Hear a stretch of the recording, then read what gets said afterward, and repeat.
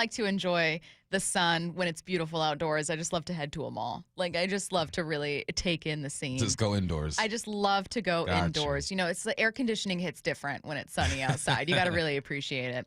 Seahawks GM John Schneider joined Wyman and Bob for the John Schneider Show yesterday afternoon, and we learned even more from John about the state of the Seahawks heading into April's draft. Now, Bump, I've got stuff here about the fullback position, what he's learned about tight ends, some good stuff about how to evaluate players or not evaluate players in the draft, but no interview with a GM, no matter the GM, is complete without some controversy. There's always going to be one thing he says, you know what I mean, that gets picked apart or looked at or judged, such as the life of an executive. And that was also the case in this one. So his most polarizing line was about the offensive line, specifically not signing one in free agency outside of a swing tackle, and he made this funny analogy. Because you need a car doesn't mean you're going to, buy a $100,000 Pinto. John, what are you doing? Now, I really didn't mind it, but I know some people took issue with it and really had an issue. So we're going to start there because the line that most people are talking about after this interview is that one. Bump, what did you make of it? Did it bother you in any way, or did you think, I get it? No, it didn't bother me at all. He's saying I'm not going to overspend for something that isn't going to give me the quality that I want. If you've ever driven a Pinto or seen a Pinto, I had to Google it. They're they're econ cars. Like back in the day, you know, we used to, as a kid, we used to play games and say, that's why you drive a Pinto. And none of us saw a Pinto. And when we did see one, it all made sense. Like, oh, that's what a Pinto is. Okay. I just thought of the bean.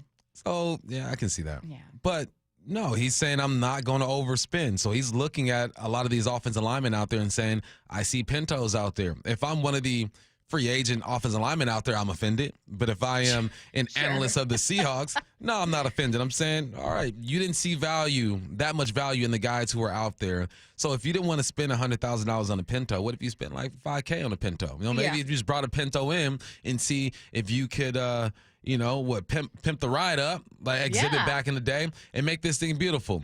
He's just sticking to his philosophy. Doesn't surprise me at all. That comment did absolutely nothing for me. But I can see why other people might feel some type of way. Curious to know what you guys think. You can join the Mac and Jack's text line 866-979-3776. We are obviously starting not just with John Schneider's comments, but with a conversation about the offensive line. Bump, like you, I wasn't that bothered by it. I thought, would I like to see this offensive line improve? Absolutely. Do I have concerns that they will not take big steps forward by hanging on to the group they have and then incorporating some rookies? Absolutely. Mm-hmm. But you can also recognize the context of it wasn't a great free agency class for offensive linemen. And I'm going to keep using moving analogies because I'm in the middle of moving. Sometimes the options just aren't there, and you don't want to overspend for one that is clearly not right for you because it's going to be a waste. So, I need a dining table. I don't have a dining table, and my friend cautioned me against going out and buying one right away without actually liking it just to have. And I was like, you're right. I don't want to overspend. I don't want to drop a ton of money while I'm in the middle of moving just to have something that I don't need right now and I don't even want, frankly. That's John Schneider. He's looking around at all these offensive linemen in free agency going, I don't even want this guy. Is he that much better than what I have? And, maybe a little bit by virtue of being a veteran, but then do I want to add on several $1 million to that contract? No. So, unfortunately for the Seahawks, their greatest need is not aligning with a great free agent class. What do you do now? You look at that draft and you try to find somebody, and you hope that the coaches on the staff are able to develop what you have here already. It's all about preference, honestly. There are some people who looked at some of these offensive linemen, who grabbed a couple, who looked at Jenkins and wanted him, who looked at Will Fries and said, I'm okay with rolling the dice on this one, and looked at other guys and said, all right, this is what we're going to do. There is a philosophy that they are sticking to, even if you don't like it, even if you think that it is. I'm so distracted right now. We got a fire alarm going on right now, and the lights got me. But he's one man's trash is another man's treasure, and vice versa. And I think that's the way that you have to look at it. But it can be frustrating for fans because they're looking at the group and asking, is this going to be good enough? Are we going to be able to protect Sam Darnold? Are we going to be able to take a step forward? You drafted linemen last year, and I think they were thrown into the fire because they needed to be thrown into the fire because of injury. Yeah. But the benefit of that is that now they got some snaps. I said yesterday, Haynes got 167. You had Laumea who had a bunch of snaps. You had Sundell who got into the mix as well. I think that's what they're doing. They're going to go to the draft, and he said it before. They're going to wait and see who gets cut late, like training camp casualties or whatnot, and then pick up guys there. The one thing I don't like about training camp casualties is that you're going to grab a veteran and hope that he just picks things up really quickly here. If you do pick up a veteran, they've been in the playbook before, they understand the box. It's not like you're changing the game of football and teaching them a brand new game, but there's something to be said about a group that's been together for a few weeks and has some chemistry. All right, let's go to a few other cuts here, and we'll see if we have time to get back to the offensive line because I do have some texts coming in from listeners that I want to revisit. Let's go to the tight end room. He shares a story about how he learned about how important tight ends are for an offense. Coming out of college, I didn't really know, besides the run game, what tight ends did. And so being around when I was interning with the Packers, those first 2 years, Andy Reid was a tight ends coach, and he taught me so much about tight end play, passing game, short to middle area of the field, and getting your shoulders around and presenting a quick target. And, we had Mark Chmura and Keith Jackson at the time, and they were both, especially Mark, because he was like a calming factor for Brett. Brett was such an intense dude. It took a minute for him to slow down, so he was like, why stick? Just 3 yards, get your shoulder around, just let him dump the ball off, get some completions to kind of all right, just chill out a little bit, bud. Kind of now how you see a little swing screen, okay, let's get the guy to calm down a little bit, the quarterback in a good spot. AJ's been great. Noah did a nice job in the run game last year for us, and how explosive he is, right? Bump, I know you've been banging the drum for more tight ends, use them this way. It has been an area of the offense that you've been keeping an eye on for several seasons, most especially last season, and looking ahead to Clint Kubiak's offense, kind of wondering what they're going to look like. So I'll start by looking backwards. Have the Seahawks made the most of tight ends? Nah, they haven't. We haven't seen great tight end play since Jimmy Graham, your boy Jimmy Graham. Shout out Jimmy Graham, who did nothing wrong. Absolutely nothing. We've seen good moments. That's why our guy, Uncle Will Dissy, got paid, and I don't think he got over more than 400 yards in a season. But in the beginning of the season, he will make plays. No, you haven't done a good job with that position, but I think that you're close because I think A.J. Barner can develop. I saw some things from him last year. He is more of a dynamic type of tight end. Noah Fant is good, but you still need that guy who does everything well. I think when I look at AJ, he has the potential to do everything well. I look at Noah Fant. If he just became a better blocker, he'd be good to go. But once you unlock the tight end position, everything else works. The tight end influences the run. They sneak out during the pass. There are mismatches at times. You get a safety on him, he's too big. You put a nickel on him, he's too big. Now, they'll be able to cover a bit more, but if you have a guy like the tight ends of the future, like the Brock Bowers, the Trey McBrides who just got paid, we're going to talk about later, the George Kittles, right? They move different. And then Mark Andrews is a good tight end, but he don't move like them. They just move differently and pose different challenges because of their size and their strength. No, they haven't done a good job with the tight end, but I don't think they're far away from really cracking that code. What tight end could be unlocked? Someone on this roster already or maybe someone in the draft? I mean, I think you can go to the draft, and the two that everyone's looking at are Warren out of Penn State and then Loveland out of Michigan. And there are a couple others out there, but I think that AJ can be that guy. Combined with Noah Fant, it's always nice if you have two or three of them things, but combined with Noah Fant, they can do some things. If you can get one tight end to go for about 650 and 3 or 4 touchdowns, you're good. I don't need the 100 catches like Browers and McBride. I don't need the 1,100 yards like those guys. Yeah. They're different.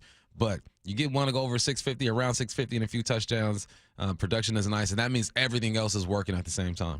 All right, let's go to the draft. Wyman and Bob talked with John about, how he analyzes prospects, what information you do and don't pay attention to, how hard it is to ignore certain storylines about prospects. Here's what he said. We have GPS times of him with helmet and shoulder pads and football in his hands running, 21.7 miles an hour or 20 miles an hour. And so, Patrick and his group do a great job of, these are the top 3, and this is what the category where he was running. And so there's just so much information. I would say at this time of the year, you just have to be very careful to over-evaluate the player. And there's also a lot of information in right, wrong, or different. It's awesome because it's entertainment, but there's just so much. I mean, it's cool, but you got to be careful of listening to outside noise, too. There's just so much information out there. There's so many different opinions and people bringing up certain issues with players that may or not be true. You kind of have to read between the lines of what he's saying, but I read it as when you're trying to evaluate a guy, not only are there suddenly 1,000,005 stats and ways to analyze, his physical ability, but you're hearing stories from everything. You've got Instagram stories, photos, posts resurfacing. You've got old tweets. You've got things that you've got to pay attention to with rumors you're hearing. There's so much information, and then you have to filter through and decide what matters. Yeah, you got to figure out what's important to you. Has that person lived up to the rumors or expectations or whatnot? You do your own evaluation. I do business with a lot of coaches, right? And there are some coaches that have just the worst reputations. And Washington is small. So you've been in the coaching game for about 15, 20 years. You're not going to please everybody, and someone's going to have something negative to say about you. If I were to just go off of what one person or a few people said about a coach, there are several coaches I wouldn't have rocked with. But I get to know them. We have dinner. We talk football. And I say, okay, I'm going to give this a try. Now, there are times where I've given coaches a try, and they end up being exactly what I heard about. But because they presented something different to me, I was willing to go out there and give it a try. That's how you got to look at these ball players. The thing about football is the film does not lie. It doesn't lie. So you know who you know who that person is on the field. It's the off-the-field stuff. That's why the Titans flew out to see Cam for a second time. Yeah. That's why you have these dinners. They're not going out to the facility and saying, let me see you throw the football again. No, I want to sit down. I want to pick your brain. So it's a tough position to be in, because if you get it wrong, it can be horrible. But if you get it right, it could be something great. And I think for the most part, you're not going to hit on every single player. But for the most part, John has done a good job getting good guys here. We interview dang near everybody. Yeah. And it's rare that a guy leaves the room after you and I have interviewed him and we say, man, we don't like that dude. I don't remember the last time we did that. For the most part, it's like, man, he seems like a good dude. Yeah. You know, so it all could be a front. People know how to play the game. But if you play the game correctly, you can make a lot of money in this league. Well, and when you're around players enough, and this isn't any industry. With us, it happens to be players, but you could be in sales, around consultants, whatever it is. You kind of learn, like, it's hard to fake it. You know what I mean? Mm-hmm. Like, someone could put their best face forward, and most of the time, it's hard even then to get away with someone not realizing, like, ooh, I don't know about you. One more here on what would cause a prospect then to actually drop on their board at this moment. Yeah, you have to be careful over-evaluating, especially at this time of the year. Yeah, overthinking it. We have so much information now, but what would make a guy drop is a medical off the field, some sort of off the field issue that we're not quite settled on. Guys, any interviews, Zoom interviews that our coaches are doing with players now, or with the scouts still, that there's just something that might be a little off that we're not totally comfortable with, that we need to spend even more time with that player. It was interesting because it obviously made me immediately think of Jalen Carter as being such an obvious fit for them. So many people thought that it would be him. A draft room camera panned to him at the 5th pick, and obviously it wasn't Carter. Now, maybe it was because they sincerely had Devin ranked higher, and they thought, this guy's electric. We cannot pass on this person. He's just so talented. But I do think sometimes there are things we never find out about, things we never know, where for another team, they didn't have any question marks left. But for this front office, they thought, there's this itch we cannot scratch, and we can't choose this guy. It's always interesting to me, those decisions. And this time of the year is tough because you're looking for ways to separate people. And I've done this myself. I had to pump my brakes a little bit on Abdul Carter. So I'm looking at him, I go, I see what everyone else sees, but I also see a flaw here and there. And I'm looking at him, and I'm saying, I don't know if I would pick him this high. And I'm trying to convince myself that he's not the player that most people think that he is. And it's just because I'm hearing all this greatness about him, and naturally I want to find something. I'm like, what is it? What is it? And I found a flaw, but I'm like, that flaw ain't gonna hinder him from being great. What's the flaw? The flaw was this: when he bends the edge a little bit, he's a bit high and a little stiff, just a little stiff. It's nothing even crazy. Yeah. And flexibility you can work on, especially when you're that young. And I saw it, I'm like, man, stop tripping. Look at all these other plays this dude's making, man. Like, that's the same thing people are going to do with Cam. They do it with Shador. Especially the higher profile you have, the more you're going to be critiqued. Yep. Sometimes you just got to look at the film. Is he making plays? Because a lot of times coaches look at the film and they want the guys to make plays their way. Well, he should have did this in that situation. Bodies are different. Players are different. So you got to kind of let these guys live a little bit. I had to pump my brakes on Abdul. I'm like, man, stop hating, dog. Yeah. And stop trying to find a flaw. Look at all the plays this dude is making. The hate took over you. It did. Can I give you guys an update before we get to headline rewrites? This is a non-sports update, but it is a listener update. So for what I need to know at the end of the show, every single show, which we will not have today, I don't believe, but obviously typically would, people send in sports questions and things lingering at the end of the show, but sometimes not sports questions. And a while ago, do you remember remember this person? We had someone text in and said, what I need to know. Have you ever, like, what should I do here? My sister-in-law and 4 friends, they want to come stay over 4 long weekends over the next 3 months at our house. And I do not want them to come here, but it's my wife's sister. She's such a nightmare. Like, this girl's such a nightmare when she comes here. What do I do? And so we gave advice over what we think they should do. I have an update. All right, what's up? So first, as you guys know, we asked, well, what is it that she does that's so bad? And she just says, like, she openly criticizes parenting decisions, like just super, super rude, leaves stuff all over the place, dishes undone in the sink, never offers to pay for anything. They tries to get us to order entirely gluten-free takeout that we pay for so she can eat everything, just like a nightmare person. So they offered to host 2 of 4 weekends. So they gave in. They met them halfway, and they said, okay, fine. So we just got an update literally this morning during the show. They said, by the way, we're mid-first stay by our sister-in-law, and it's already off to a rough start. We said 2 of their 4 friends could stay with us. The other 2 stayed at a family friend's nearby, but they promptly made the situation at the friends so untenable, they're now moving to ours. Ooh-wee. So good luck. You know what I mean? Good luck. She brought 4 friends with her, and 2 were so bad at the place they were staying that now all 5 of them are staying at your house. Who brings 4 friends, though? How big is the house? This is why we told you to say no. Just say no. Just say no to your sister-in-law. Tell her she cannot stay with you. Lie. Make up lies. Make up something. We're so sorry. The whole family's sick. We can't have you stay. We don't live there anymore. We got the COVID. We got COVID. We have just makeup diseases, honestly. Bring back diseases. We have tuberculosis. We can't have you here. You know what I mean? What was that one that was going around for a while? N1H1? What was that? Bird flu? Bird flu, Say you have bird flu, polio. I don't know what you have to lie about, but you need to make it to where she can't come out there because too late. It's just horrible. They're on their way right now. I know. It's too late. Well, now we need to know what happens. Please update us over your nightmare situation. Let's get to headline rewrites. Extra, extra, read all about it. Headline rewrites. We must make headlines. The real story behind the headlines in today's news with Bump and Stacy. Headline number 1, Luis F. Castillo will start for the Mariners today. The second game in a row started by someone named Luis Castillo. What's the real headline? Bet you can't make it 3 straight. Challenge. Accept the challenge, Mariners. Go sign someone now. Accept Luis, the you're back challenge. out there. Oops, all Luises. My man Luis has had a heck of a journey. 11 seasons in the minors, 1 in the bigs. He's played everywhere. Japan, Toledo, Reno, 6 seasons overseas. He's 30 years of age. My question, when I see baseball players have this journey, I always think about the significant other. Like, do you have one, or is she just a ride or die and saying, where are we going this year, babe?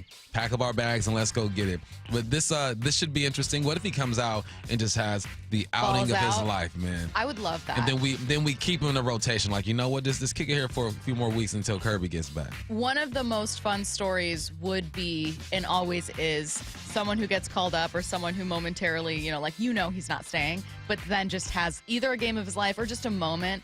Guy gets called up from the minors. He's like a 30-year-old minor leaguer. Like, this is probably going to be his last stint, and hits a bomb. And you're thinking, like, this guy is not going to be on this roster in 2 days, but that's amazing. Didn't we have kind of the same feeling with Cade Marlowe? Didn't Marlowe come up and play well? Get a grand early? slam against the Angels. Yeah, but who else was it that he did not end up staying, but we had him on. Marcus Wilson. Thank you. Yeah. We had him on as a slightly older minor leaguer, and he was just so likable. I think we had him on for the dugout, maybe. I don't quite remember. He scored a run in a game. I remember that. Yeah. Headline rewrites. Headline number 2, the Cardinals have made Trey McBride the highest paid tight end in NFL history, signing him to a 4-year, $76 million extension. What's the real headline? That's $38 million per touchdown caught last year. Yeah, he caught 2 the last 2 games of the season. We were wondering when he was going to get his. But all makes sense. 111 receptions, 1,400 yards, 2 touchdowns. The 11th overall receiver in the league when it comes to yards. 4th in NFL in receptions.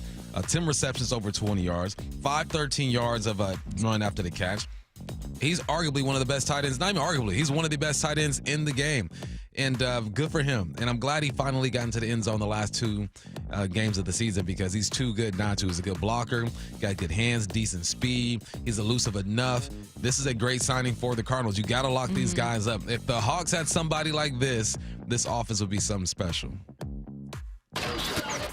Headline Rewrites. Headline number 3. It's Final Four weekend with Florida and Auburn kicking things off, followed by Duke taking on Houston in the nightcap. What's the real headline? It's a matchup of all ones, which outside of March Madness just means you're talking about Comic-Con. There's Matt, No. first of all, You don't start talking about sports after that. You don't do that, Bump. what am I supposed to do? It's my You're job. my friend. You're supposed to defend me. I'm That's sorry. what you're supposed to Stacy, do. that's not nice. Look, are you wrong? I No. asked Curtis if it was too mean, and he said Matt will love it. And look, I do. It's accurate.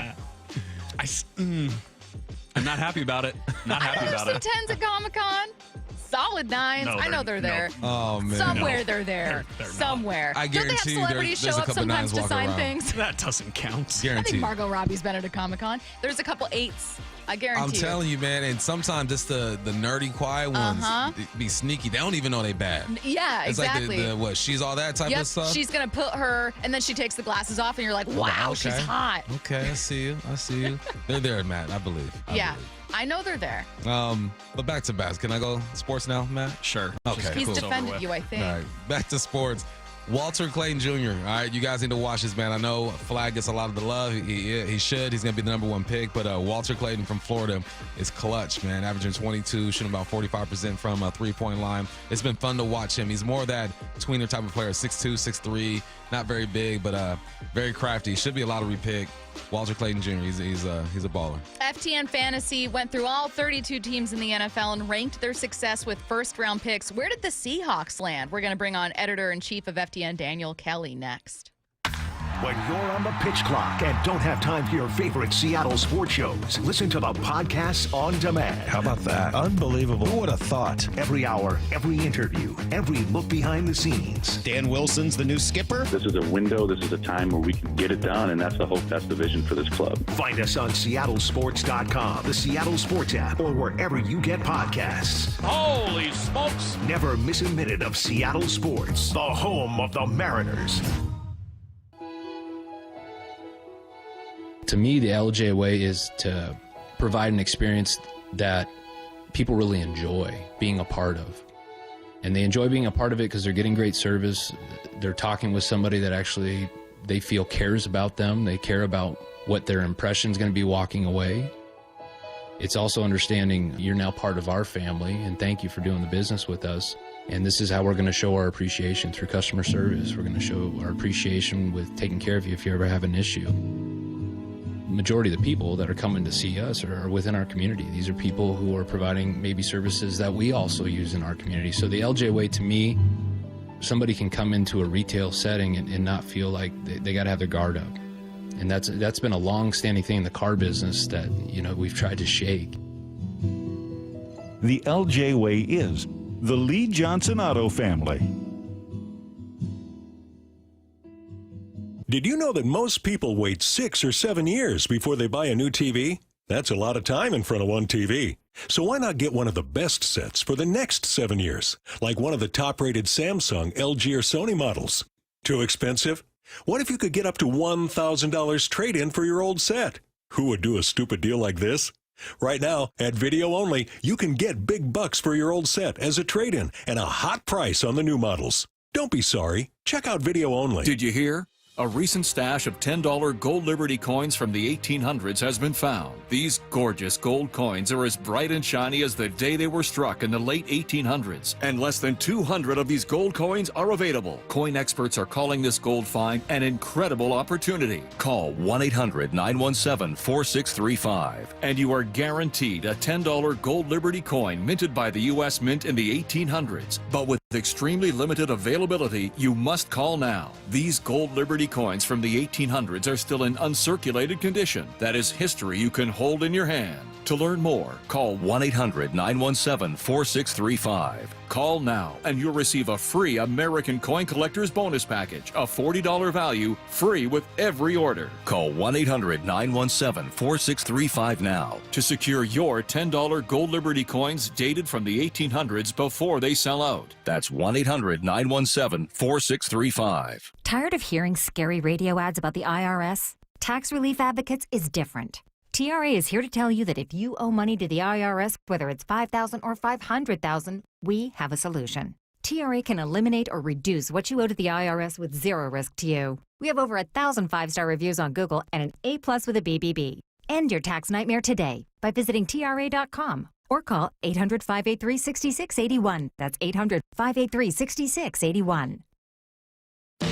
Confidence is knowing you're ready to handle whatever comes your way. That's what it feels like to take on your workday with Cintas. They make sure your AEDs are up to date, your fire extinguishers are tested and inspected, your floor mats are cleaned and delivered, and your workwear looks good, feels good, and is freshly laundered with the Cintas Apparel Plus program. So are you ready to take on today? Visit Cintas.com. Oh, I'm ready! And get ready for the workday. The John Schneider Show. Every Thursday until draft day on Wyman and Bob. Listen live Thursdays at 4 p.m. or watch the interviews on the Seattle Sports YouTube page. Comcast Business helps turn today's small businesses into engines of modern business. It's how restaurants become reliably up and running neighborhood favorites. How retailers become seamlessly restocking, cyber-securing, must-visit shops. And how healthcare offices become the data managing caregivers that we all depend on. With reliable connectivity, enhanced cybersecurity, advanced fiber solutions, and Wi-Fi backup, Comcast Business is powering the engine of modern business. Powering possibilities. Now through April 21st, new customers can get started with 150 megabit internet and security edge for $49.99 a month for 12 months with a 2-year agreement. Plus, ask how to get a $500 prepaid card on a qualifying internet package. Call today. Restrictions apply. Not available in all areas. Requires enrollment in paperless billing and automatic payments with bank account. Equipment, taxes, and other fees extra and subject to change. Early termination fee applies.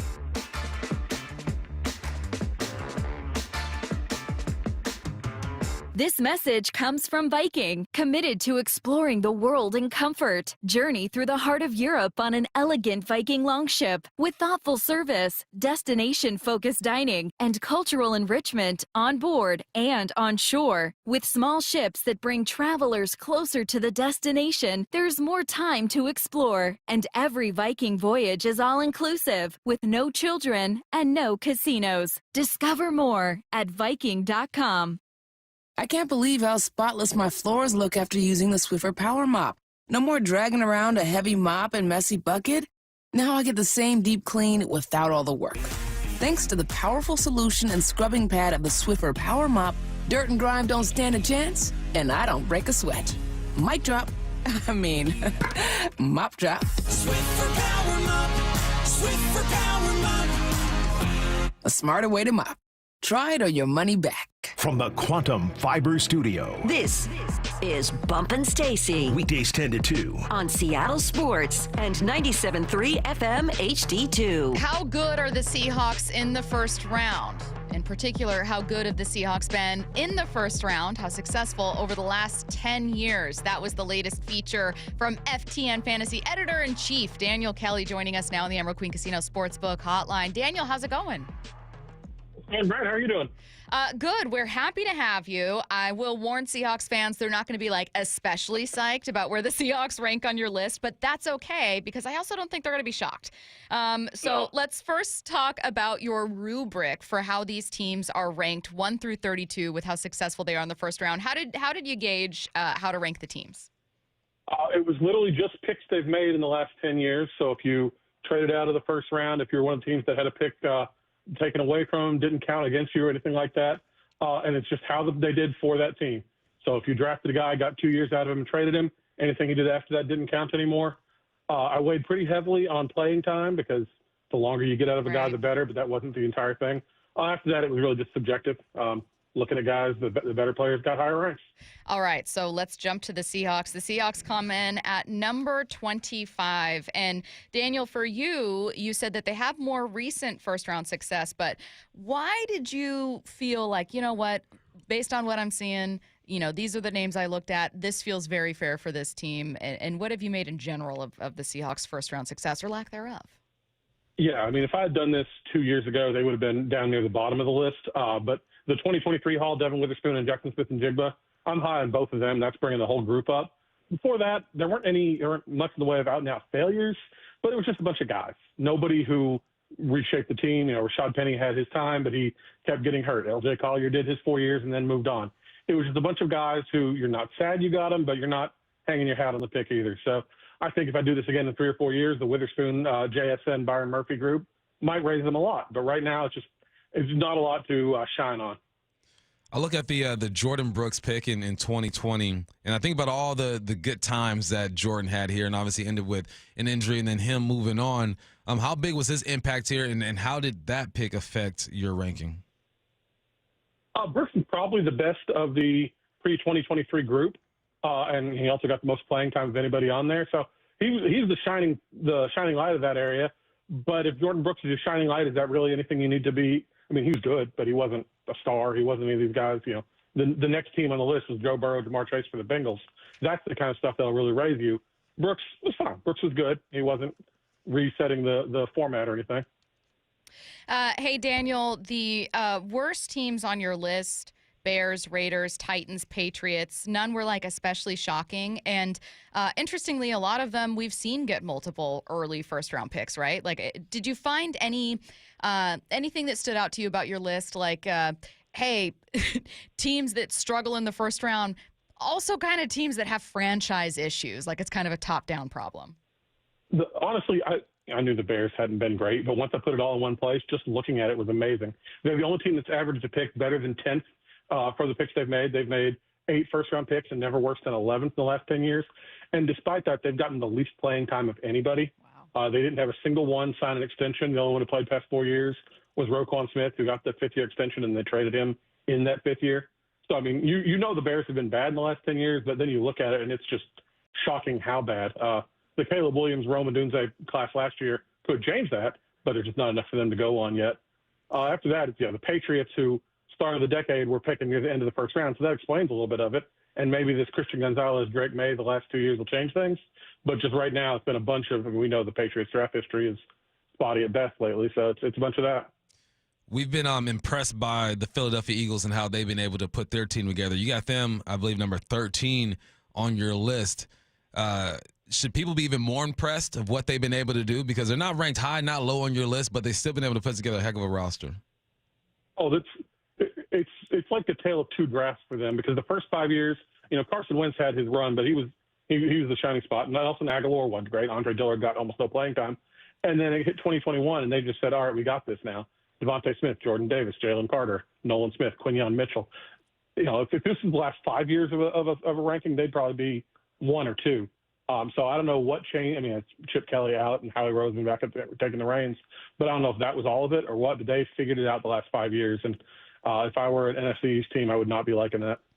Detroit Lions, number 1 on your list. Congratulations to Detroit. One thing that stood out to me, Daniel, was the offensive lineman taken in the first round, right? I mean, we're having conversations locally about the value of drafting linemen in the first round. We know tackles can go pretty high, but this team has massive problems with the interior line, guard, center, and it sure seems like General Manager John Schneider just does not really love the idea of overspending or overdrafting interior linemen. Detroit has. It sure seems like it. They've found success there. And even though those picks are like Laken Tomlinson at 28 or Frank Ragnow at 20, they still seem to get a lot of value with the trenches. Is that one thing you noticed about Detroit as well? Oh, yeah. I mean, they got one of their starters still today in 2016, another one in 2018.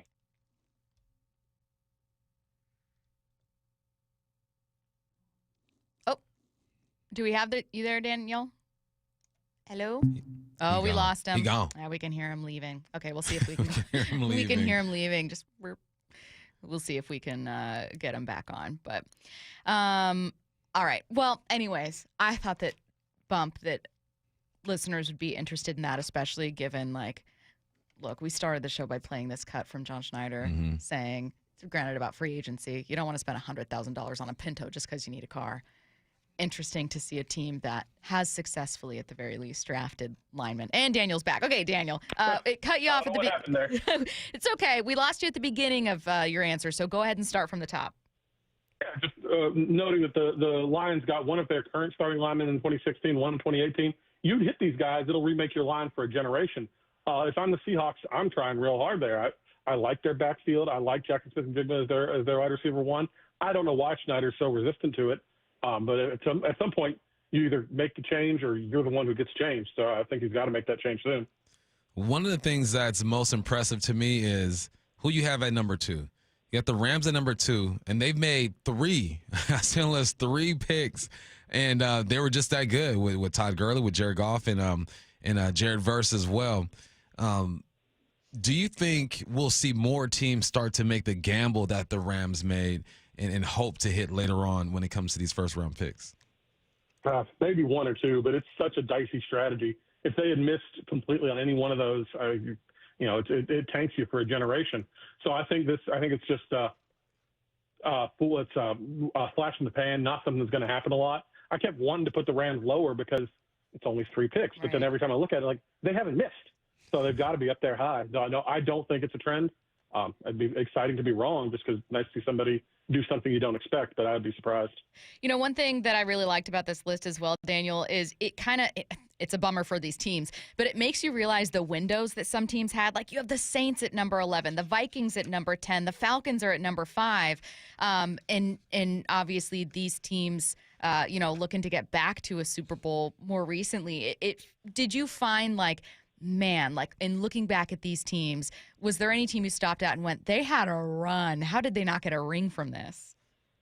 You picked the exact one. It was the Saints. Yeah. Their 2017 draft class, just the first round was Marshall Lattimore and Ryan Ramczyk, but then they went on and got Marcus Williams, Alvin Kamara, Alex Anzalone, and Trey Henderson in that same draft. It's a legendary draft class, but they didn't capitalize on it. And then they got Cesar Ruiz the next year, but then after that, it's just been a whole bunch of just a guy. Chris Olave is great. Trevor Penning has been a failure, Brian. The fact that the Saints couldn't turn that 2017 into anything more than a few wins really shocks me. You would have thought that kind of class would have gone down in history. Real quick, Daniel, what do you think the Hawks do at 18 in this draft? I said it before. I don't know if they will go lineman, but man, I'd like to see it. I guess they need receiving help now because I'm not big on the Cooper Kupp signing, but I just want to see that line get built up.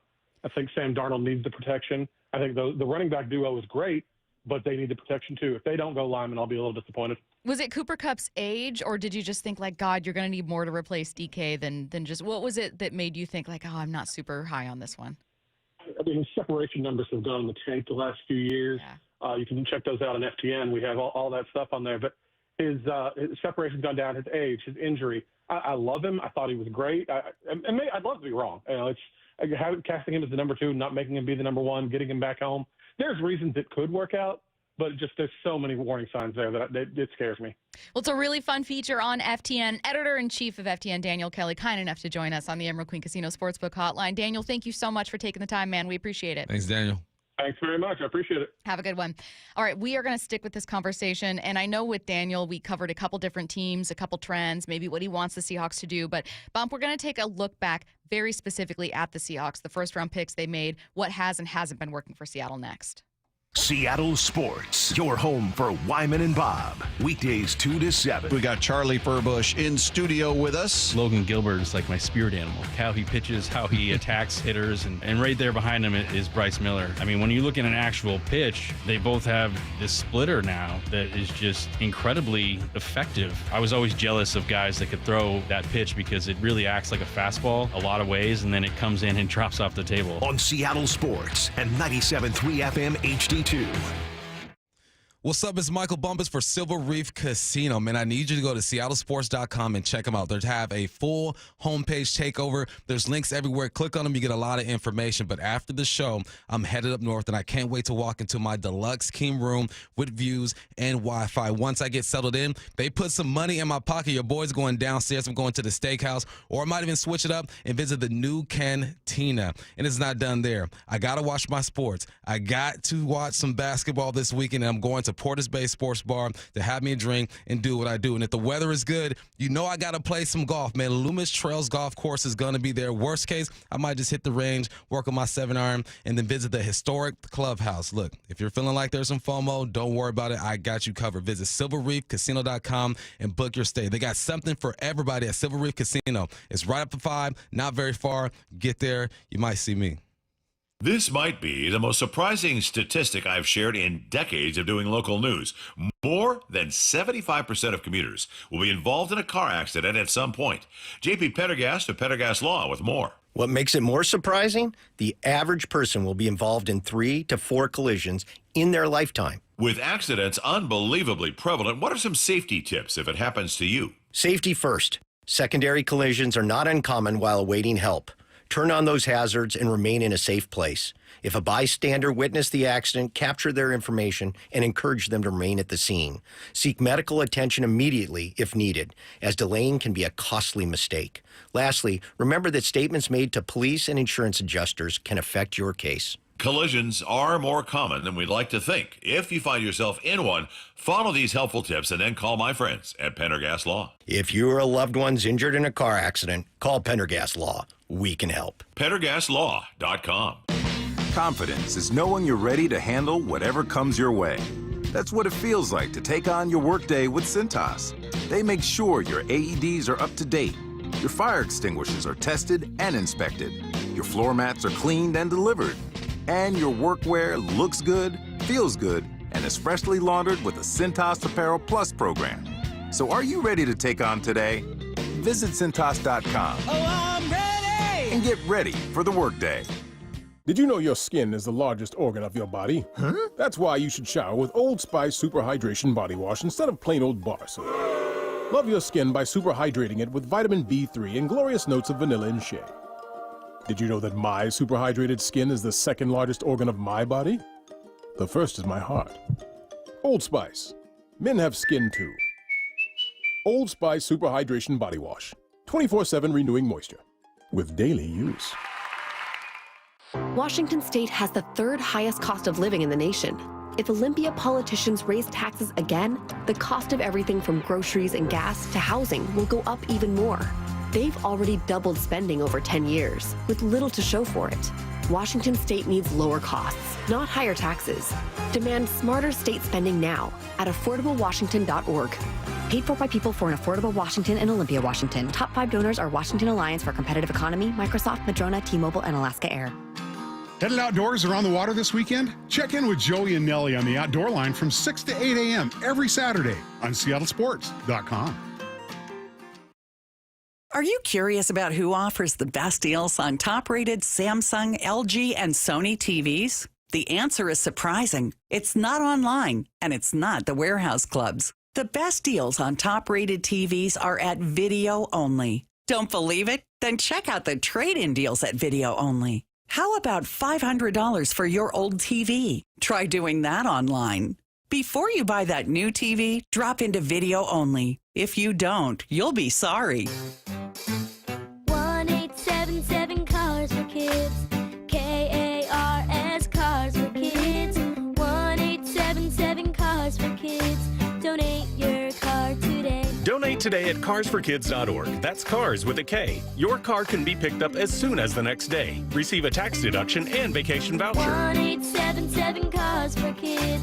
Donate your car today. Now accepting donations of land, homes, buildings, or any kind of real estate. Swedish Cyberknife is expanding. Dave Wyman with exciting news about Swedish adding a second Cyberknife in Seattle.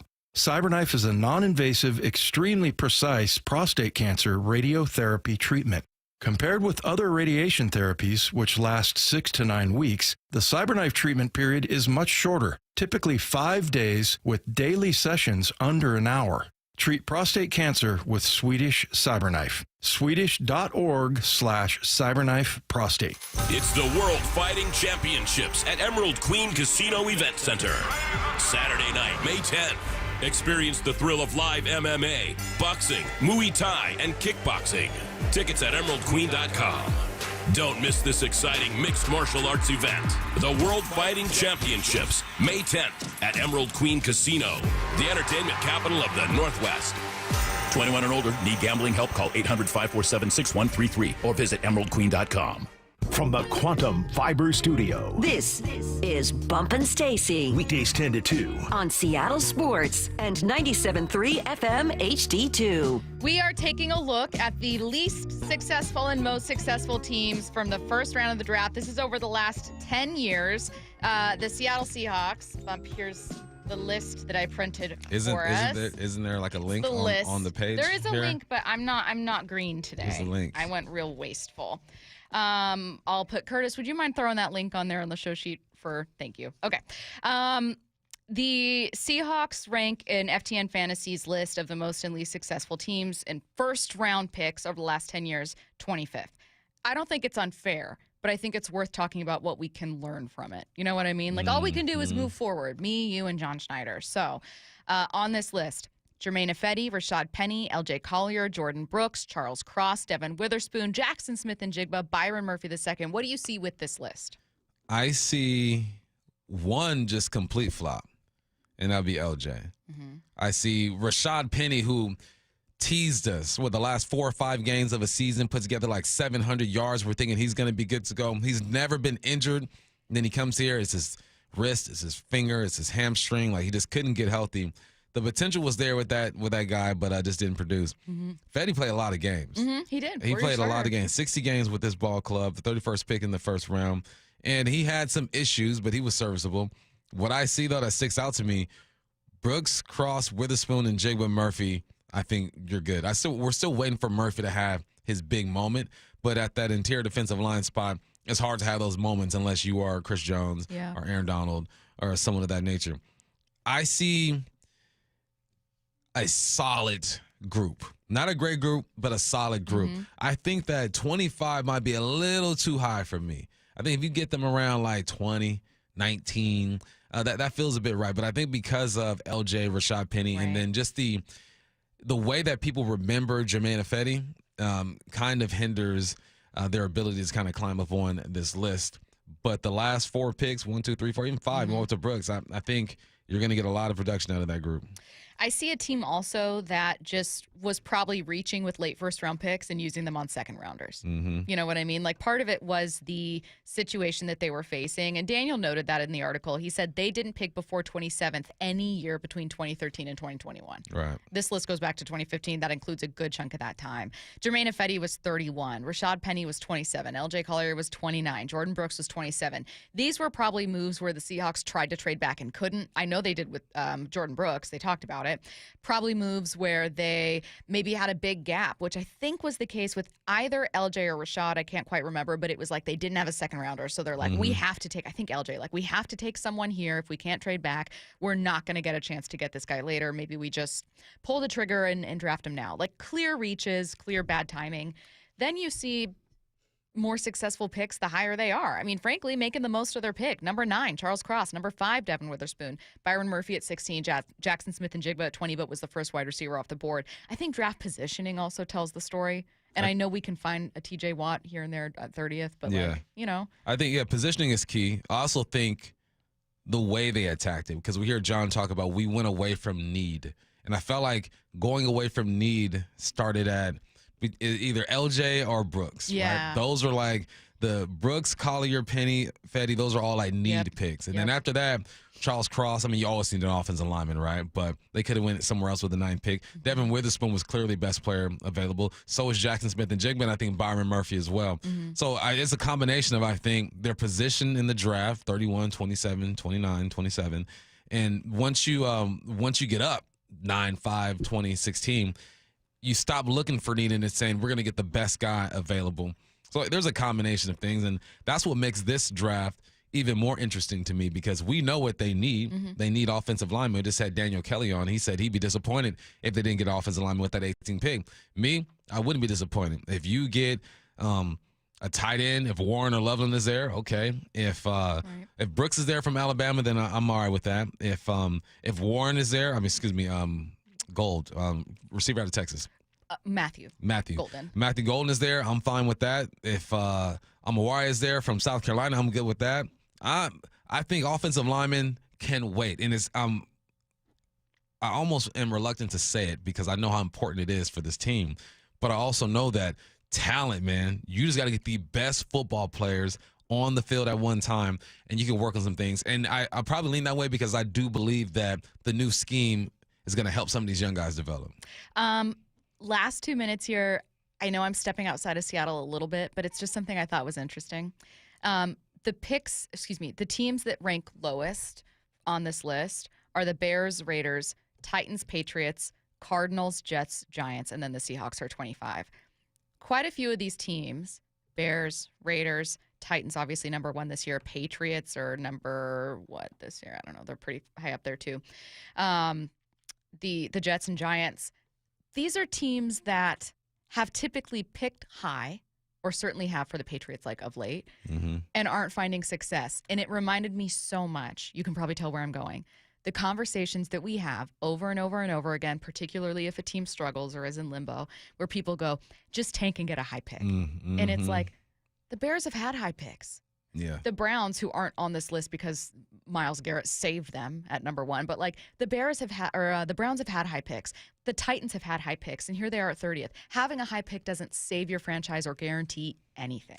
No, it doesn't. It gives you a place to start, I guess. And if you're not drafting a quarterback, I wouldn't draft a guy like Abdul Carter and say Myles Garrett isn't on the squad and say, okay, let's build around him now. No, you build around quarterbacks. That's just how this game goes. You got somewhere to start when you start up in the first 5 to 10 picks, but nothing is guaranteed. One player on a football team, if he's not a quarterback, does not drastically change your franchise.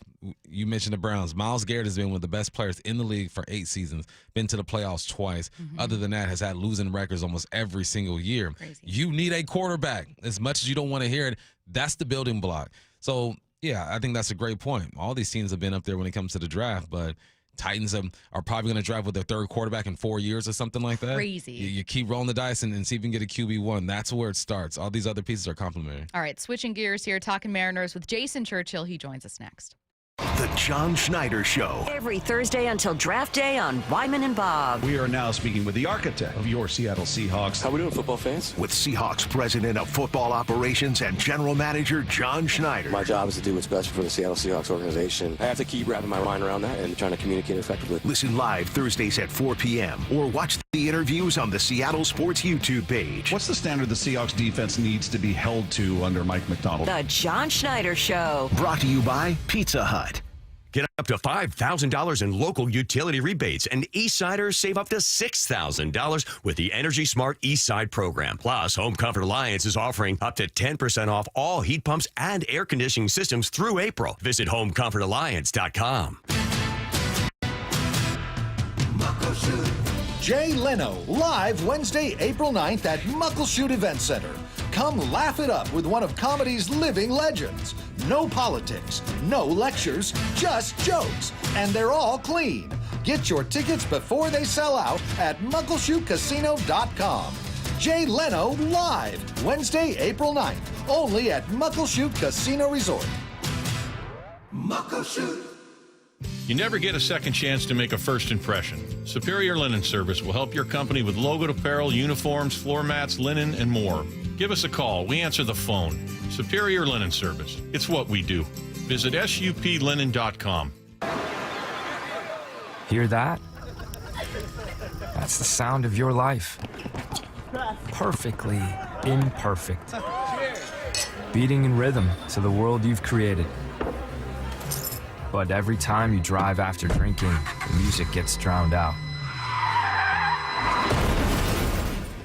Your life sounds pretty great. Don't let a buzz ruin it.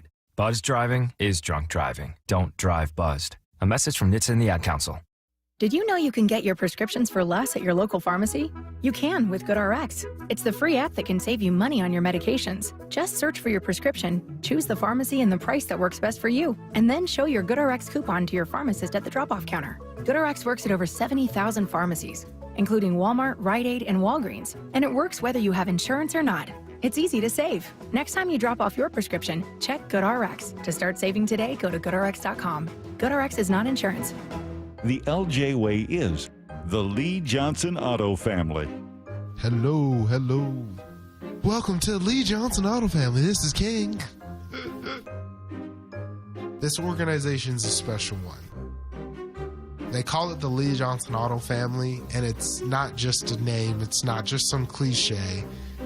They foster an environment for us to become a family, to work together, to really become close, and they show us in a lot of different ways that they do value us. Is it perfect? No, no place is. But I've been very thankful to be here in the almost 10 years and have every plan to stay here for a lot longer and just watch it continue to grow. He's fun and professional, which explains why so many people visiting Lee Johnson Kia ask for him by name. The LJ way is the Lee Johnson Auto family. Wesley Financial Group is not a law firm. Do you find yourself stuck in a timeshare? Get the real facts about the timeshare industry and your options for cancellation. Chuck McDowell, founder of Wesley Financial Group, has put together a free information guide that reveals the secrets the timeshare industry doesn't want you to know, including the 5 ways to get rid of your timeshare. Call now and get this timeshare cancellation guide absolutely free. Call 800-859-6688. 800-859-6688. 800-859-6688.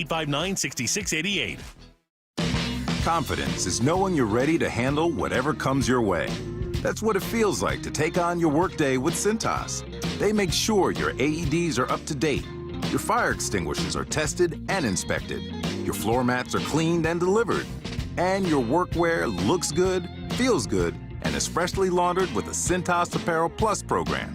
So are you ready to take on today? Visit Cintas.com. Oh, I'm ready! And get ready for the workday. Did you know your skin is the largest organ of your body? Huh? That's why you should shower with Old Spice Super Hydration Body Wash instead of plain old bar soap. Love your skin by super hydrating it with vitamin B3 and glorious notes of vanilla and shea. Did you know that my super hydrated skin is the second largest organ of my body? The first is my heart. Old Spice. Men have skin too. Old Spice Super Hydration Body Wash. 24/7 renewing moisture. With daily use. Confidence is knowing you're ready to handle whatever comes your way. That's what it feels like to take on your workday with Cintas.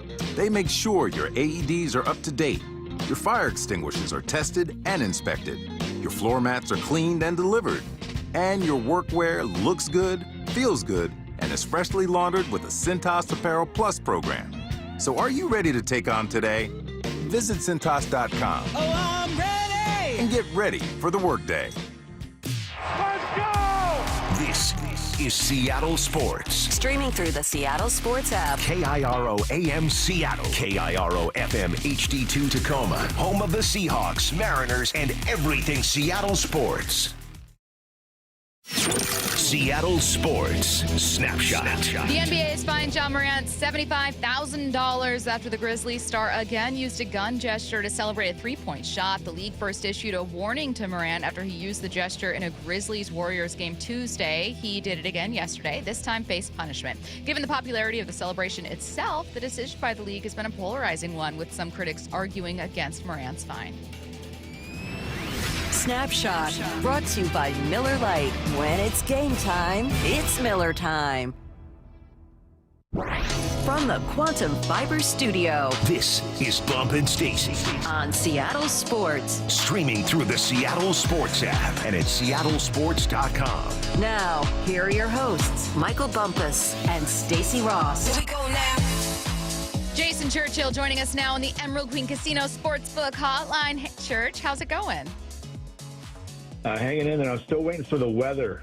What is going on here? Like, it looks nice outside. Hey, I got a pet peeve really quick. Yeah. People say, oh, my gosh, it's so beautiful outside. It's 41 degrees. Thank you. Are you crazy? This is what I'm saying. So, Jason, listen, everyone at work is going golfing. Like, every single, some folks for the FM side, morning show, and everyone's leaving. Oh, I'm going to hit the course, or whatever you say. And I'm thinking, like, Whatever it's freezing outside. I know the sun's out, but, like, this is how people in Seattle think it's, like, fully springtime. And I'm like, what do you mean? It feels like winter. I'm glad that you brought this to our attention. I'm not changing my standards. Yeah. I'm not changing my standards for weather. I'm not doing it. I have a very, very, very tight window of what's comfortable outside. And I am, just because I've lived here my whole life, yes. I'm not adjusting. I'm not changing. What's the temperature window? So 62.5 to 72.5 degrees. Okay. I also work on a 10 degree window. Mine's like a little higher. I go like, it's got to be like 72 to 82. Any degree outside of that, I'm complaining. Yeah, so that goes for indoors too, by the way. My 60, it's very that's particular. Indoor and out. Oh, watch this transition. Not heating up yet are the Mariners' bats, though we can certainly hope that they will as they head into a series against the Giants. We are going to preview, the next series and take a look ahead. But, Jason, our first time talking with you this season, so I wanted to look back at what we've seen so far, and I'm going to start with Julio. What have you seen from his ABs? Yeah, a lot of the same from early to mid, last year before he kind of flipped the switch a little bit there in July, where it looks like he just doesn't understand what pitchers are trying to do to him. Like, it's easy for me to say we're watching these games and it's like, all right, he's 1-2 and he's only thrown one slider. He's getting a slider here. And then Julio swings as if it's a fastball. It just looks like he's just unsure, early on in season so far. What pitchers are trying to do to him as a hitter. And, he'll figure it out. I mean, we've seen him put up big numbers. We've seen him go on runs. But I think what fans are wanting to see is some level of consistency. Now, I don't think he's been terrible. I think maybe the second, third game of the year, we started to see the dancing feet go away, and he's a little bit more comfortable seeing the ball a little bit better. But he'll still jump at that slider away, and I'll tell you what drives me crazy with this whole team, and it's certainly not a Mariners thing, but it's magnified because they are limited in what they're capable of doing offensively, and that's swinging at a strike that it's not that hitter's pitch. J.P. Crawford, for example, the upper outer zone on the first pitch of the at-bat. You're 0-1 now because you couldn't put that ball in play. Julio does the same thing, and it drives me absolutely bananas. You're 0-0, man. You're fine. If you take a pitch and it burns the outside edge and that's not your pitch to drive, so be it, man. It's just one strike. It almost feels like Julio and the rest of this lineup to some extent are trying to get something early so they can avoid two strikes, and I don't think that's a recipe for consistent success. Church, I was watching something on ESPN the other day, and they showed these F1 drivers closing their eyes and like visualizing the course, right? And they're moving their bodies or whatnot. And a visualization is key. So when you talk about Julio and him not understanding exactly what pitchers are trying to do to him, is there like a fundamental thing that batters do to remind themselves, to visualize it, to mentally get to a place where you understand exactly what the approach is going to be? Yeah, I think it's important here, and I maybe didn't say it right, but that's just what it looks like. I think he does have an idea, and we're just not seeing it executed at this point because we can see it. So Kevin Seitzer and Edgar Martinez and Mags can see it, and so Julio can see it. Like he knows what that is. He knows when it's 0-2, 1-2, and this guy has a pretty good breaking ball. He's going to see it a couple times in the next couple of pitches. Being able to recognize pitches out of the hand, whether it's something with spin or whether it's not, is the key here. And we talk about that with young players coming up through the system, players in college, players at high school, when they can pick up spin, out of the hand, it gives them an advantage. And he seems to struggle with that at times. And that may be what it is. It just appears like on the surface that he doesn't know because other things are going on. Like he's trying to avoid getting to two strikes. And now that he's at two strikes, it's like, okay, I've seen the slider. I've seen the hitting is hard. I'm not trying to make excuses. Hitting's hard, and he'll figure it out. We've seen him figure it out every single year, and it's just been a week.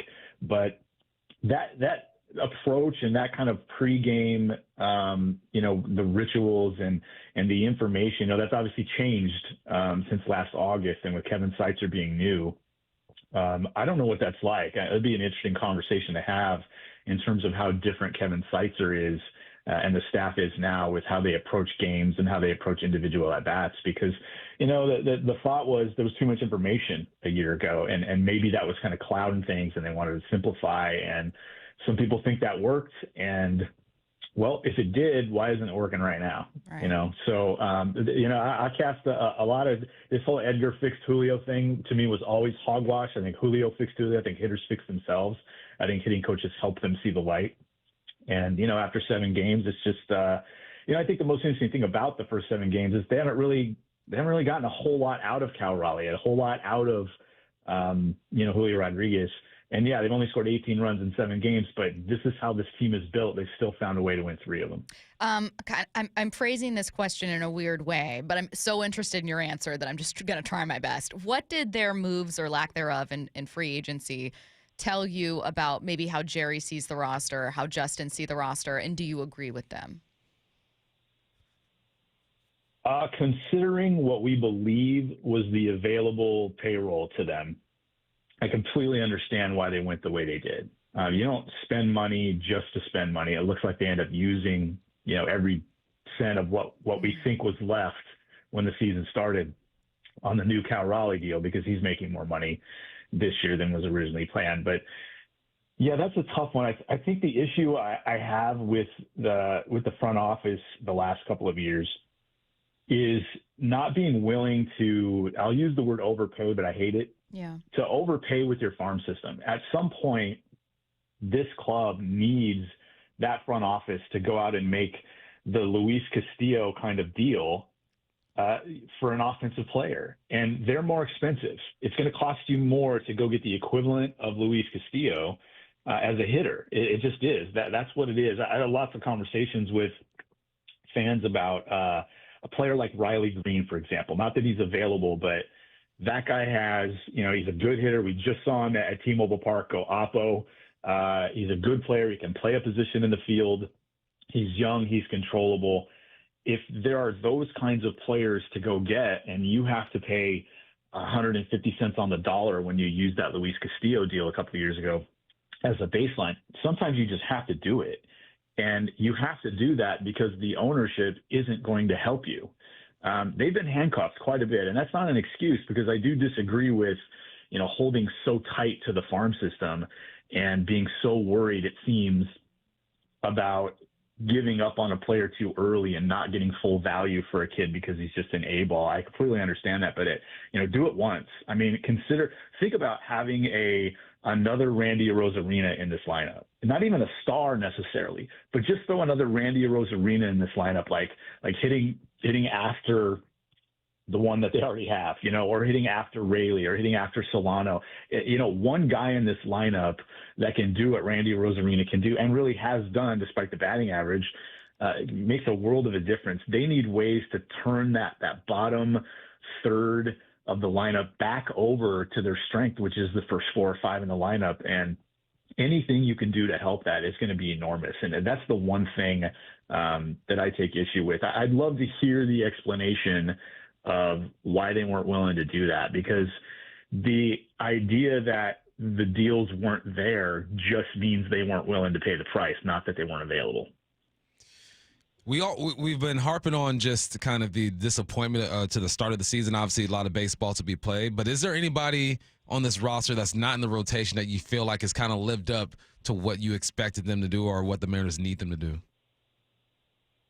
Yeah, it's early, but, I just look for, some semblance of consistent at-bats. I think Arozarena and Robles have done their jobs, no matter what the numbers are. To be honest with you, I couldn't even tell you what either one of those guys' numbers are. I mean, we're 7 games in. I'm not looking at numbers. I'm not looking at splits. I'm not looking at anything, but I've seen them hit the ball hard, put the ball in play, make plays. Despite the batting average and things of that nature, you see when Ryan Bliss gets on base, he's doing things. You've seen him in the field. They just need to get him making more contact. I think Arozarena is the one that sticks out the most, because no matter how frustrating it is to hit a ball 110 miles an hour and not leave the yard, because of the wind, because of the marine layer, he stayed with it, and he's an important piece to this. So that's the guy I would, kind of highlight the most at this point. But I think Luke Raley stands out as well a little bit. I don't love the fact that they're kind of forcing him in there against lefties. I think you need to be a little easier on that and try to win games and play matchup a little bit more. But I like what he's doing. I think he's had some pretty good at-bats. The guy that I'm really disappointed in that I do think will get it going is J.P. Crawford. They need J.P. Crawford, again, as the guy batting in the bottom of that order, to get on base, to get back to his old self, not 2023, but 2021, 2022, where he's a little above average, gets on base 33, 34% of the time. That's the J.P. Crawford they need, and we haven't seen that yet. I'm going to get back to a question in the topic of Julio. One of the most maybe polarizing people that we talk about on this station. And I swear, Jason, every time we mention him, we get people going, he's not a superstar. He's not who we thought. We're overpaying him. And then you get people, obviously, that are still incredible fans of his, including national experts, right? Who are like, wow, this guy could be so fun. How do you view him now, his ceiling, his floor, and has that changed over time? Yeah, I'm still in because he broke in at 21 and he was so young and so inexperienced. And, offensively, depending on which metric you use, that was his best season. I like to use WRC plus. He was a 148 that year, 48% above average. And because of all the walks this year, he's right there again. We'll see how it plays out. But he did dip, 20 points in 2023, another 12 points in 2024. I think he's still trying to figure out exactly who he is as a hitter. Is he a guy that's going to hit 260 with 35 homers every year? Is he a guy that can hit 270, 280, get on base 35, 36% of the time and still hit 30 homers? Or is he something less than that and more of like a five-tool guy that gives up a lot of his value, gives a lot of his value from, the bases and being able to play center field pretty well? I still think he's trying to figure that out. But I wouldn't call him a superstar, but I'm pretty stingy when it comes to those things. I wouldn't even call guys like Paul Skeens an ace yet because he's only done it for 24 starts. So, Julio having two basically 6-win seasons in a row and then a 4-win season, I mean, he's pretty close. But I understand where fans are coming from. You want the superstar on your team. You want the best player on your team, your best non-pitcher, to be a really, really good offensive player. And he wasn't last year. He was above average.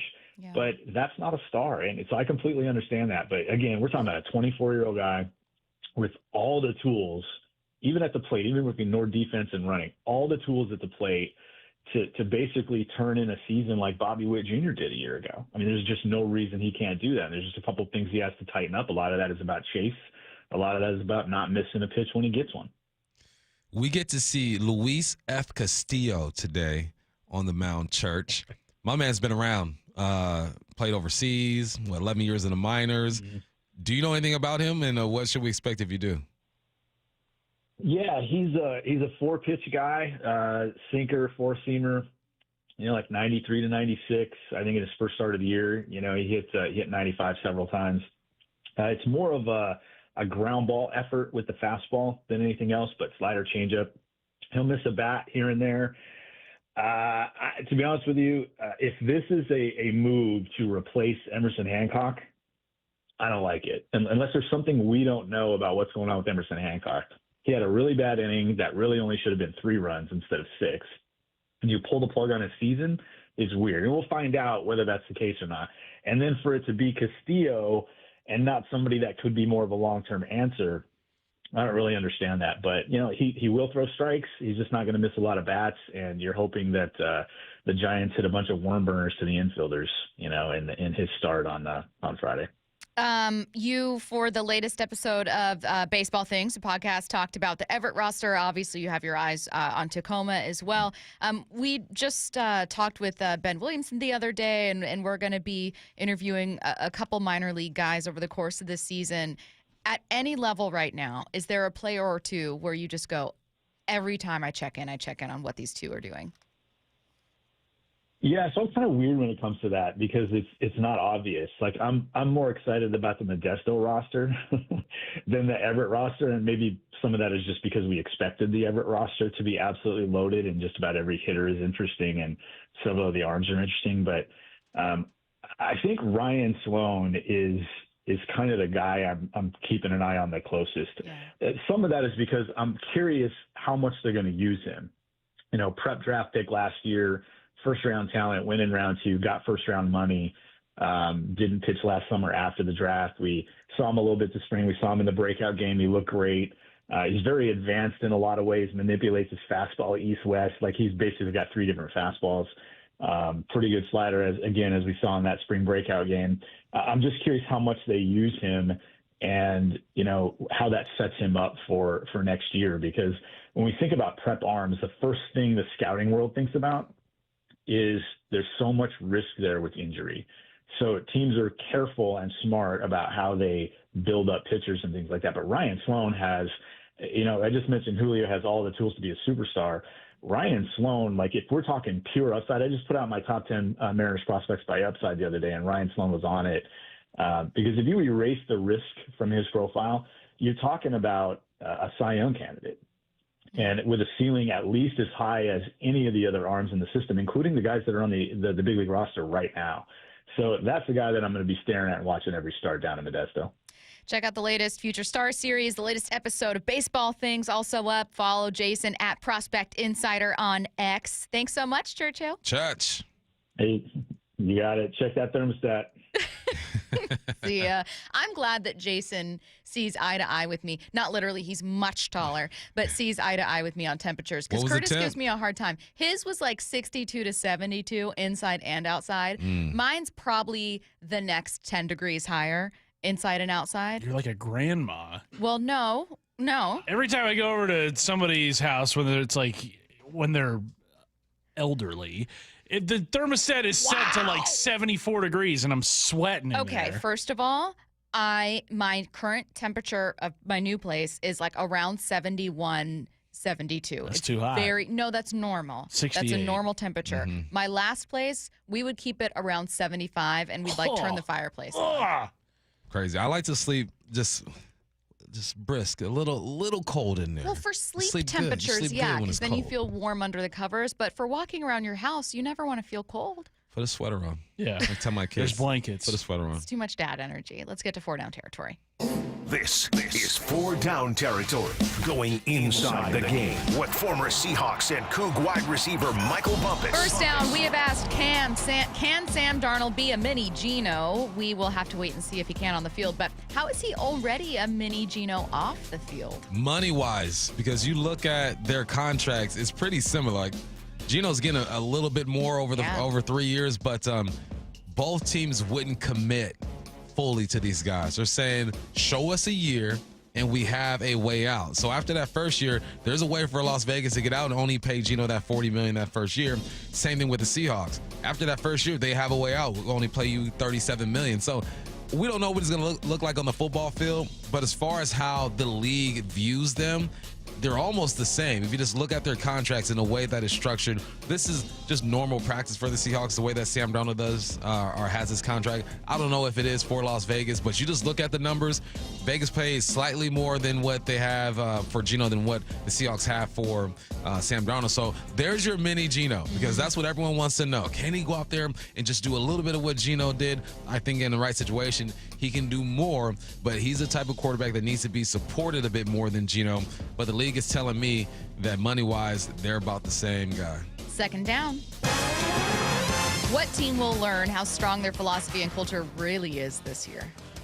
The Detroit Lions, man, they lost their DC and their OC. Aaron Glenn obviously went to the Jets, and Ben Johnson went to the Bears. So their new offensive coordinator, John Morton, was an assistant in 2022, pass game coordinator for Denver in 23 and 24. When you talk about the numbers that they put up last year, they had the second best overall offense, second best passing offense, sixth best rushing offense, and the best scoring offense. Defensively, they promoted Kelvin Shepard. He's a linebacker coach. Last year, they were 20th overall, 30th against the pass, 5th against the run, and 7th scoring. I read an article from Dan Campbell. He says, I think we're going to be just fine. I'm not worried about it. What do you expect Dan Campbell to do? This is where head coaches have to shine. You got to hire the right people. You got to keep that same philosophy and keep that energy going. But I think it's safe to say now the Lions have an identity. Right, the first couple years, they're trying to figure it out, and then they put a couple seasons together. We believe in what they're doing, especially if they have a lot of the same pieces coming back. So this is just another test for Dan Campbell. He's a great leader. We watch him on Hard Knocks. He loves the guys, can communicate with them. Did you hire the right people? And are they going to be able to build off of what you did the past couple of seasons? This should be a good one for, or interesting one for the Detroit Lions, but I think they'll be just fine. Third down. What is Stacy's best quality? I don't know who put this on the show sheet, but I just left it. Was it you, Stacy? No. Was it Matt? Who was it? I don't know. It was Stacy. Okay. Stacy's I don't know who best did that. It was quality. definitely That's so Stacy. embarrassing, you guys. Matt, you can Okay. lower the music a little so everyone can hear. Stacy's best quality. I'll tell you one of her worst qualities first. Oh, okay. No, Matt, raise the music All again. right. Not a great responder to text messages or phone calls. Okay. That's not true. I feel like that's a lot. That's a lot of women in my life. You know, my mom, Yeah. grandma all the time. Grandma gonna answer all the time. You leave though. Grandma alone. Grandma's good.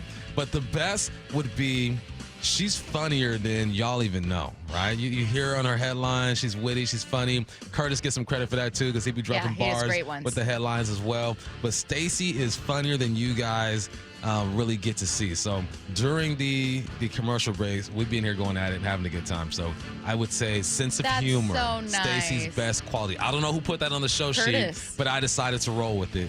So there you go, third down. I Curtis, can't take that credit was for sweet that of you question. to write that on the show sheet. That's nice. Fourth down. Back to football. Who's a UFL player you're excited to see this year? Luis Francisco Perez. He was born in Chula Vista, where I used to live back in the day, and he's been around the block, man. He was with the Rams practice squad on 18. He was with Birmingham Iron. Remember that AAF? Was that the league? Yes, the American Association of Football. Yeah. Was that the one that did not pay players? Right. Yeah, did him dirty. He was in that league, grinding. Dang. Then Still he's waiting for that check. He's still waiting for that check. It's on a payment plan. He's Philly. like, where's the direct deposit? Philly in 2019, practice squad. Lions in 2019. Los Angeles Wildcats, don't even know who that is. New York Guardians, New Jersey Generals, Los Angeles Rams again, Vegas Vipers, Arlington Renegades, Los Angeles Chargers, Arlington Renegades again. He's an XFL champion already in 2023. He's an XFL MVP in 2023. He led the league in passing yards, UFL in 2024. This dude has so many accolades, and yet nobody knows about him. So if you need a player to look for this year, all right, go to the UFL. He's a quarterback for the Arlington Renegades. He won a national championship in college at like D3 or something like that. Yeah. And so Luis Francisco Perez. Check him out. Two things. One, I want to now look back in and see if that league ever paid players. I could not believe that. Two, Curtis, you've been accused of ageism on the Mac and Jack's text line. Did you see that? It's one texter out of 7 billion people on this planet. I should also clarify, I do not consider anyone in their 50s to be elderly. So right, I think when you were saying elderly, I think this person might have thought just older than you. 50, 60, you're not elderly. 425 is assuming things over here. Yeah, 425. You know what? You need to think about how you see yourself. You are a vibrant young man, 425. Yeah. But no, I assumed you were calling me like an 85-year-old.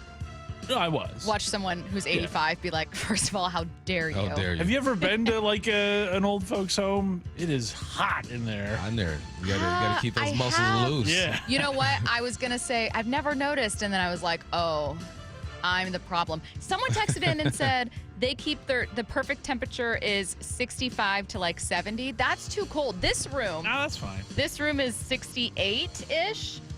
I wear sweatshirts every day for that reason. It's too cold to wear a t-shirt. I wear sweatshirts every day. Yeah.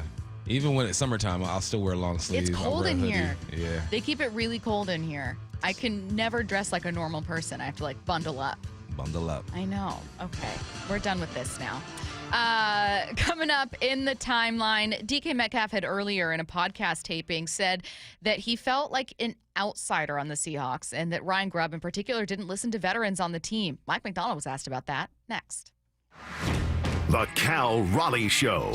Belted way out of here to right field. Holy smokes. Every Thursday with Shannon Dreyer on Wyman and Bob. Seattle has been nothing but good to me. I would love nothing more to play for one team my whole career. Listen live on the Seattle Sports app or find the video on YouTube. Cal Raleigh with a walk-off home run. We are Seattle Sports, the home of the Mariners.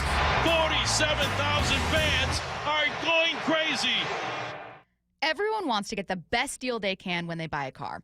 What about when you want to sell your car? Of course, you want to get the most money possible, but how do you get the most you can without trying to sell it yourself? Well, that's where my friends at Wayscar Ford in Auburn step in. Not only will they buy your car today, but that's just the beginning. Once they resell your old car, they send you another check for 50% of the profit of the sale. They've already given back over $750,000 to customers. It's such a great offer, but how are they able to do it? It's not a consignment because you get paid for your car right away. Wayscar Ford pays you right up front. They buy your car for fair market value. No more insurance, no more maintenance, no more storage. Then they pay you half the profit when they resell your car. Get the most money possible for your old car at Wayscar Ford Isuzu in Auburn and let them do the work. That's wayscarford.com. Did you know that your windows and doors are your main source of energy loss? At Lake Washington Windows and Doors, our windows with triple weather shipping and gasket seals are up to 25% more efficient than Energy Star standards. LakeWashingtonWindows.com, a name you can trust. Did you know that most people wait 6 or 7 years before they buy a new TV? That's a lot of time in front of one TV. So why not get one of the best sets for the next 7 years, like one of the top-rated Samsung, LG, or Sony models? Too expensive? What if you could get up to $1,000 trade-in for your old set? Who would do a stupid deal like this? Right now, at Video Only, you can get big bucks for your old set as a trade-in and a hot price on the new models. Don't be sorry. Check out Video Only. When you switch to Progressive, you could save bundling your home and auto. Then you could put that money towards some of the surprisingly more expensive things in life. May I help you? I just wanted to request a late checkout, please. Of course. That's $30 per hour for up to 4 hours. Huh. Okay, but if you can offer a late checkout, then that probably means no one is staying in that room. So if it's empty, maybe I can just stay a few extra hours. Oh, aren't you adorable? Life costs a lot, so bundle and you could save with Progressive. Progressive Casualty Insurance Company, affiliates, and other insurers. Not available in all states. This is a story of the one. As a maintenance specialist for university housing, he knows college students can major in wear and tear. Plus, housing so many students doesn't leave a lot of room to house all the supplies he needs. That's where Grainger comes in. With over 1 million industrial-grade products and fast, dependable delivery, Grainger carries the quality products he needs so he doesn't have to. From a new door hinge to a whole new faucet.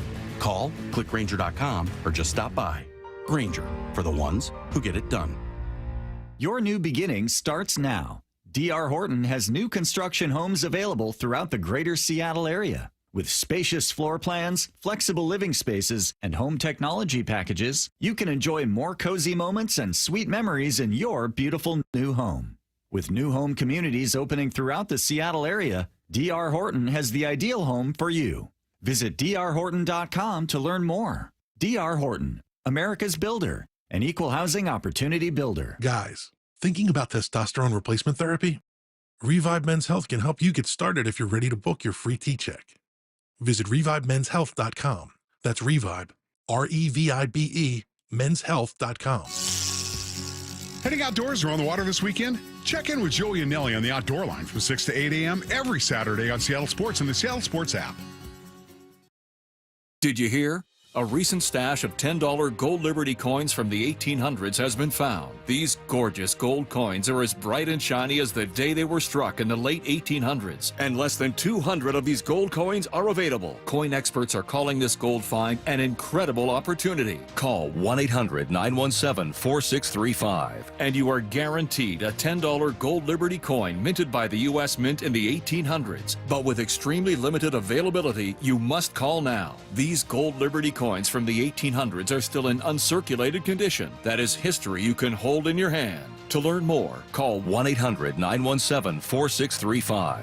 Call now and you'll receive a free American Coin Collector's Bonus Package, a $40 value, free with every order. Call 1-800-917-4635 now to secure your $10 gold Liberty coins dated from the 1800s before they sell out. That's 1-800-917-4635. Imagine finding your dream home and moving in right away. No waiting to sell your old place first. Sounds perfect, right? That's exactly what Orchard's Move First, Sell Later program lets you do. Buy your new home now and sell the old one later. Here's how it works. Orchard gives you cash so you can buy and move into your new home first on your timeline. No waiting, no showings, no double moves. Then the Orchard experts take it from there. They handle repairs on your old home and make price-boosting upgrades with no cost until close. Once they're done, a local Orchard agent lists and sells your home for top dollar. Orchard's Move First program gives you the freedom to buy and move into your new home first and sell your old home later.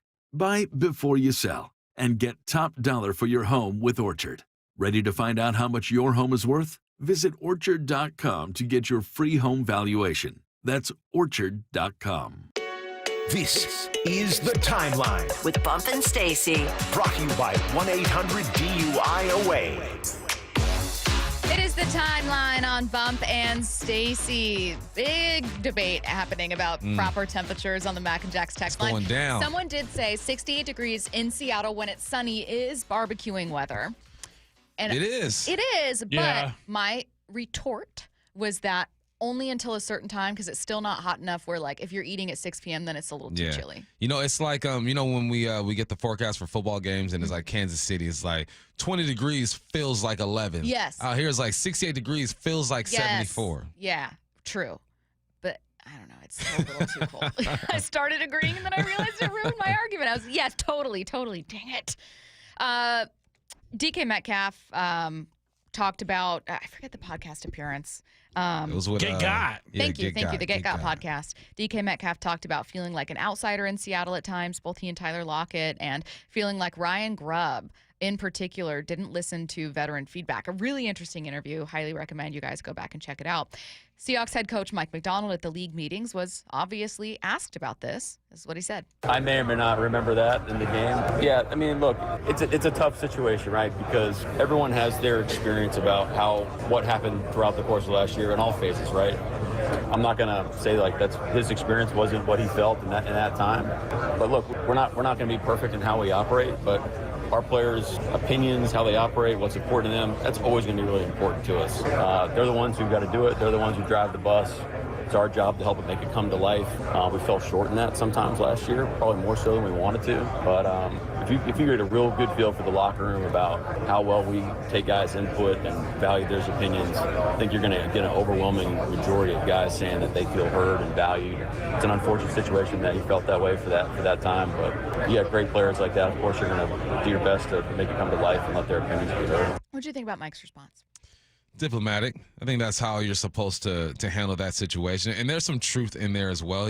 He put blame on the coaches and said, obviously, no one's perfect. We didn't handle everything correctly. But he also leaned on, some other experiences and saying if you asked all these players in the locker room, then you might feel a bit different about it. I think there's truth in all of this. I think DK clearly went to Grubb and had some suggestions about what he saw.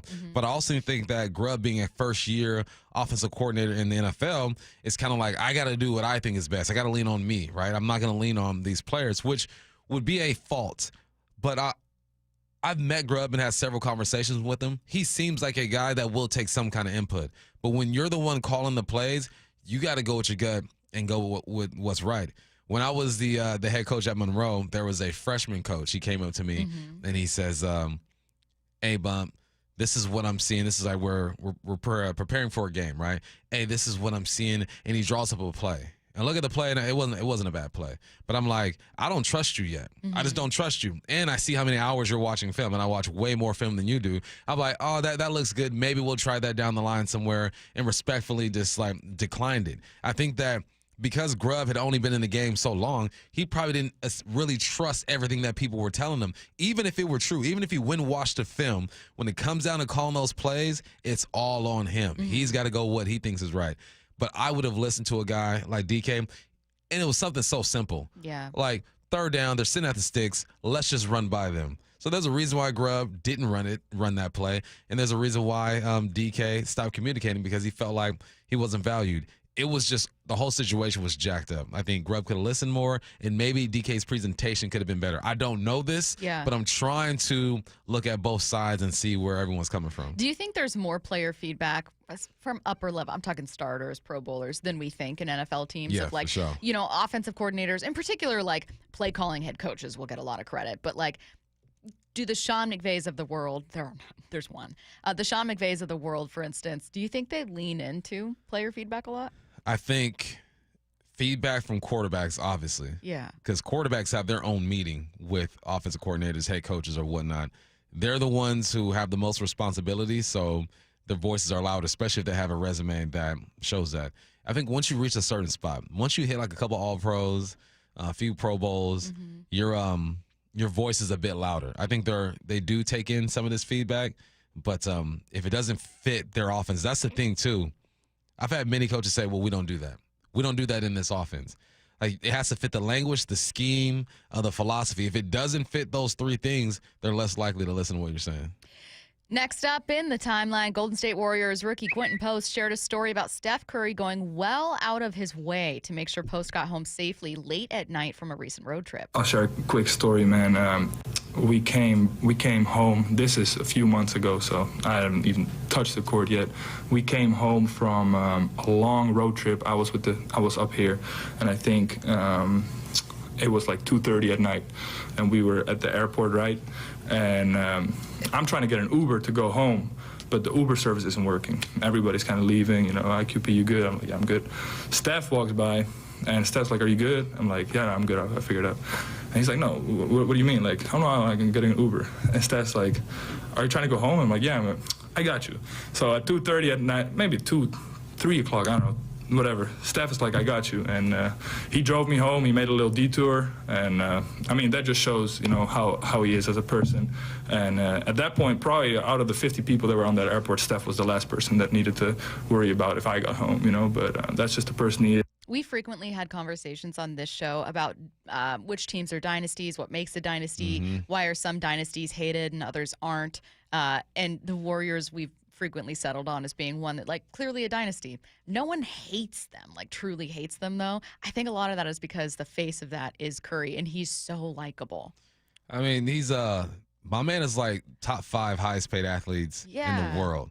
Like, he makes so much money. People don't realize the money that Steph makes. He don't need to be doing this. He could have called him a driver or something, but he did it himself. That reminds me, when I was in the league, Bobby Ingram, right, kind of took me under his wing, and we were going out to dinner one night, and he offered to pick me up so I could partake in festivities. He dropped me off. Like, he didn't have to do all that. Called me, make sure we were good when we got home. Like, that's how you build camaraderie with a team. And when you got your superstar doing stuff like that, man, that's love. And Quentin's 7 foot, so I wonder how big that car was. So, like, did he have a big boy whip? Yeah, it had a big whip. Is there anything as a reporter or broadcaster where, like, a player or coach, a name that people might recognize, kind of went out of his way to do something nice, and you thought, oh, good guy moment, like hidden good guy moment? When I go to the media days for college football, that's where you kind of see what these young men are about. And just little things like holding the door open for reporters, pushing your chair in, saying hello to everyone when you walk in, because there are some guys who are just on another status, right? Another stratosphere. They don't have to say anything to anybody. But I always recognize the ones that when you go into these personal meetings or doing features or whatnot, how they introduce themselves to everyone who's in that room and tries to connect with them. I have some hidden good guy moments for sure with Seahawks players, primarily from the 2015, 16, 17. So still parts of that Super Bowl team, but that's when my first year covering in person was 15. And Doug Baldwin, not a secret good guy, but like genuine good guy. I remember being really nervous to ask Cam Chancellor a question, because at this point I'm like a year or two younger than a lot of these guys. It's my first year. I go in there thinking, I don't know anything. I'm going to sound like an idiot no matter what I ask. And I didn't even go up and introduce myself. And then I was interviewing Doug Baldwin, admitted that I was a little bit nervous. So he walked me over to, like, it's like a kiddie corner, the wide receiver room, or the wide receiver corner in Chancellor's locker, kind of walked me over and introduced me and was like, Cam, this is Stacy. She's a reporter, blah, blah, blah. Like, it was like just a quick introduction. Yeah. It took 2 seconds. I don't even think I asked questions in that moment, but like the idea was a veteran in the locker room sees a young reporter and is like, this person's a little nervous and out of their element. I'm going to just introduce them to a player that they're going to have to interview so that player knows who this person is. That's a great one. Cam, Cam's awesome too. Cam's so nice. Yeah.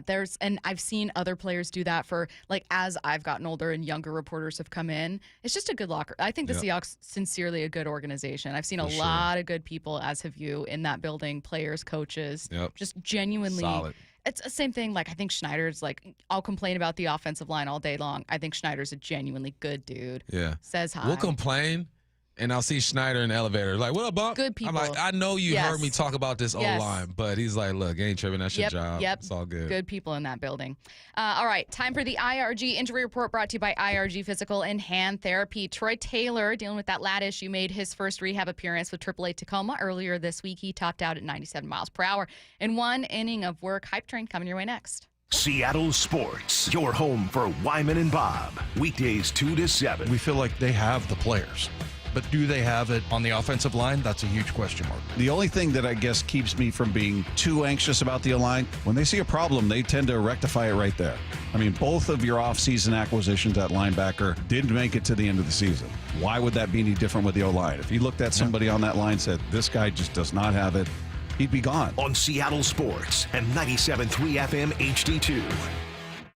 Welcome to IRG Sports Injury Update. We're with Shannon O'Kelly, physical therapist and president of IRG Physical and Hand Therapy. And our guest, Dr. Ron Gregish, board-certified orthopedic surgeon specializing in arthroscopic surgery and sports medicine with Pro Ortho in Kirkland. Dr. Gregish, thanks again for joining us. Tell us that athlete that just has that chronic hip pain, maybe it's not going away with rest. What could be going on there? Frequently, those athletes have a hip labral tear as well as something called femoroacetabular impingement or hip impingement. Oh, I could spend hours talking about this, but just in a nutshell, femoroacetabular impingement or FAI occurs when there's extra bone kind of in the front part of the hip, either on the femur side or the hip socket side, that'll rub when the hip goes into deep flexion when you bring the leg up. The reason we think it's so common in athletes is because of those positions that athletes need to get into. NFL linemen, hockey goalies, even basketball players get it. And once you develop the symptoms, it's really hard to get rid of it, oftentimes without surgery, especially as an athlete. It's a mechanical problem. It's an impingement where you're talking about the ball and socket, but there's something going on mechanically in there, and that's impinging, whether it's a labrum or a bony impingement, and it has to be corrected. You do that correction through a scope now, right? That's right. We can treat that arthroscopically. We shave down the bony impingement problem and repair the labrum to treat it typically. What's the return to play for most of these athletes? It's long. Return to play can usually take 9 months to a year, and also return to play only about 75-80% of athletes ever get to the same level they played at before. The nice thing about it, there's an option today in this scope procedure of these hips. If you want more information regarding hip pain, you can contact Dr. Gregish at proortho.com.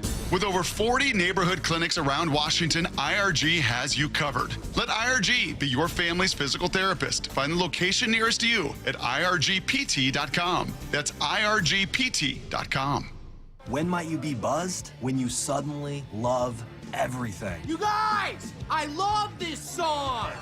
I love these nachos. I love our kickball league. Ugh! I love this guy. What's your name? You know what I'd love? A ride when it's time to head out. If you see a buzzed warning sign, call for a ride when it's time to go home. Buzz driving is drunk driving. A message from NHTSA and the Ad Council. I love your car. Is this real leather?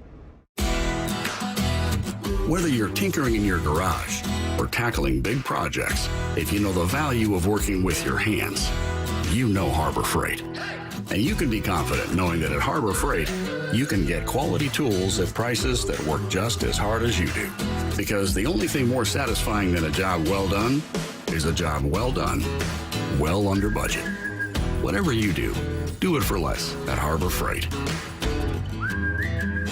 Bonneville International radio station contests are open to participants 18 years of age or older that are residents of Washington State unless otherwise specified. Employees or agents of the station, Bonneville International Corporation, other area radio stations, or any entity associated with the contests are not eligible to win unless the station otherwise specifies at its own discretion. Persons who have won in the last 60 days from a station contest or event may not be eligible. Full general contest rules are available on seattlesports.com or in person at the station during regular business hours. Subscribe to the Seattle Sports YouTube page to find new and exclusive content from your favorite shows and personalities daily. Just head to YouTube, search Seattle Sports, and click subscribe.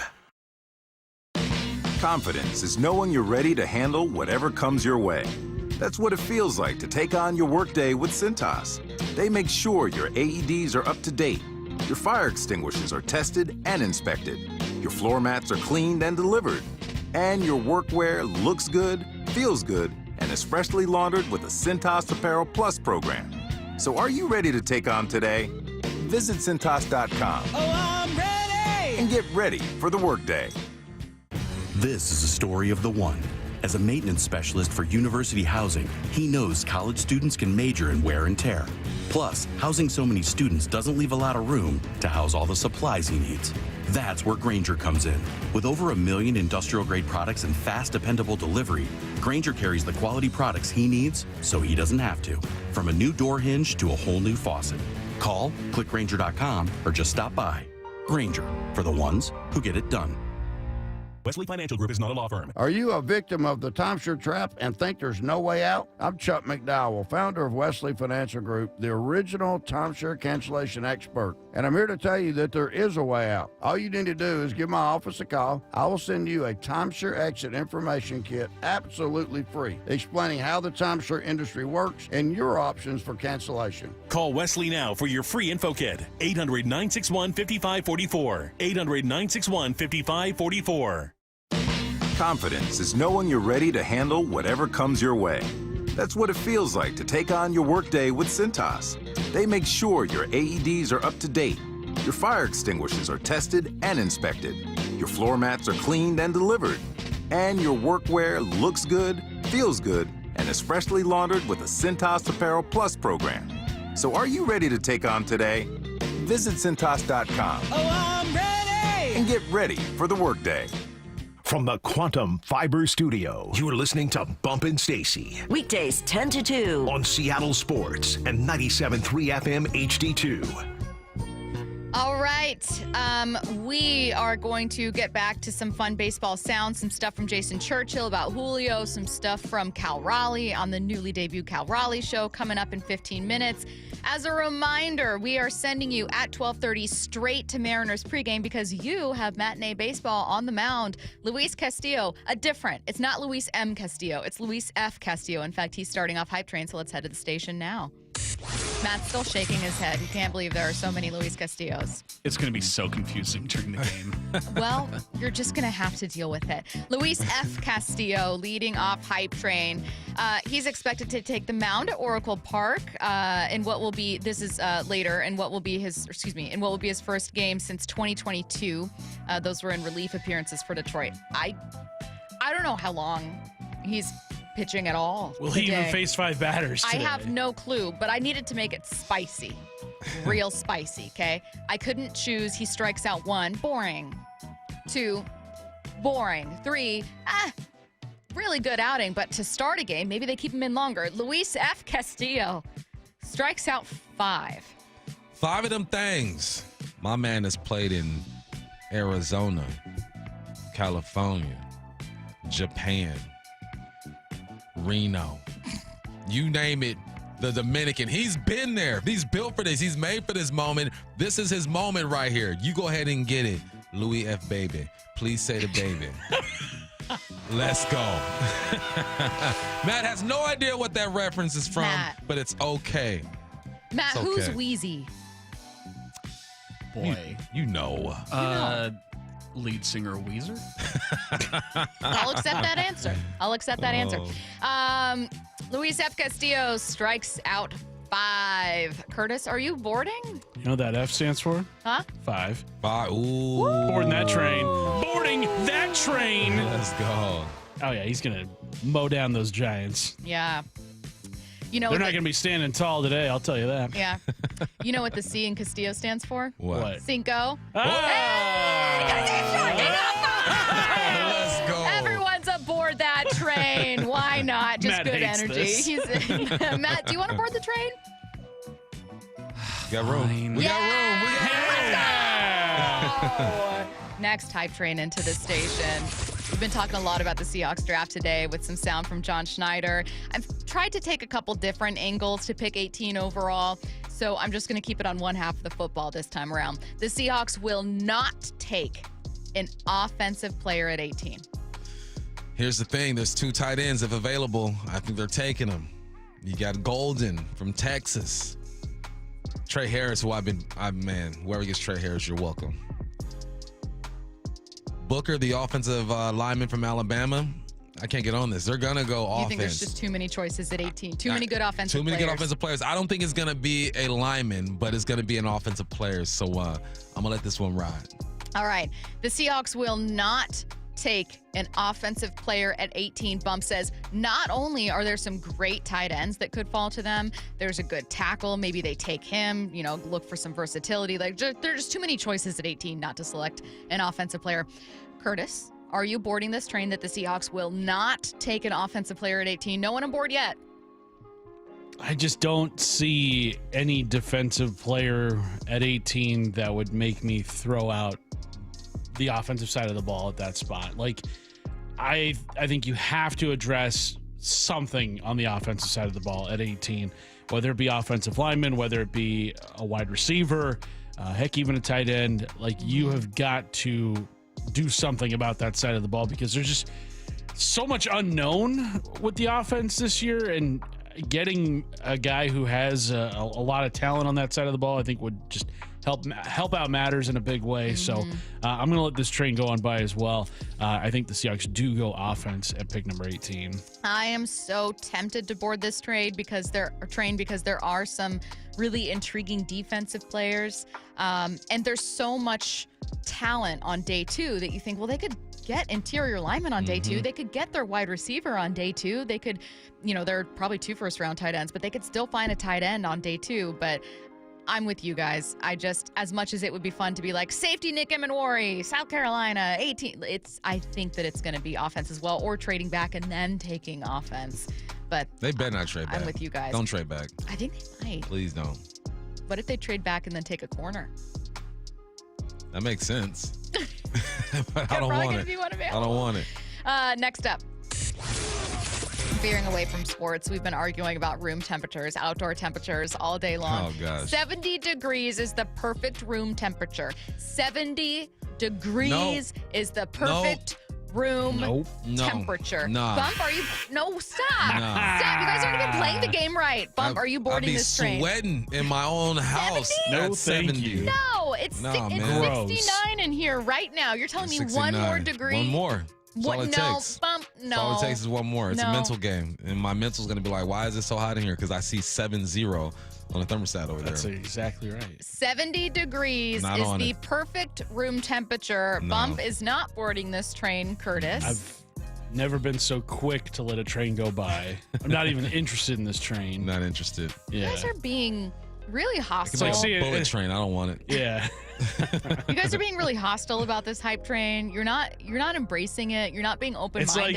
It's like seeing the people waiting in line for Spirit Airlines. It's like, I mean, I guess if you gotta fly that plane, you gotta do it. But I would not want to be in a 70-degree room if I had the choice on the thermostat. You're telling me the average office temperature is 69 degrees. You're telling me that 1 degree makes that much of a difference? Yes, it does. No, it doesn't. It really does. No, Matt, stop nodding. I mean, 70 is great if you're like an iguana or a lizard of some kind. Yeah, 70 is great.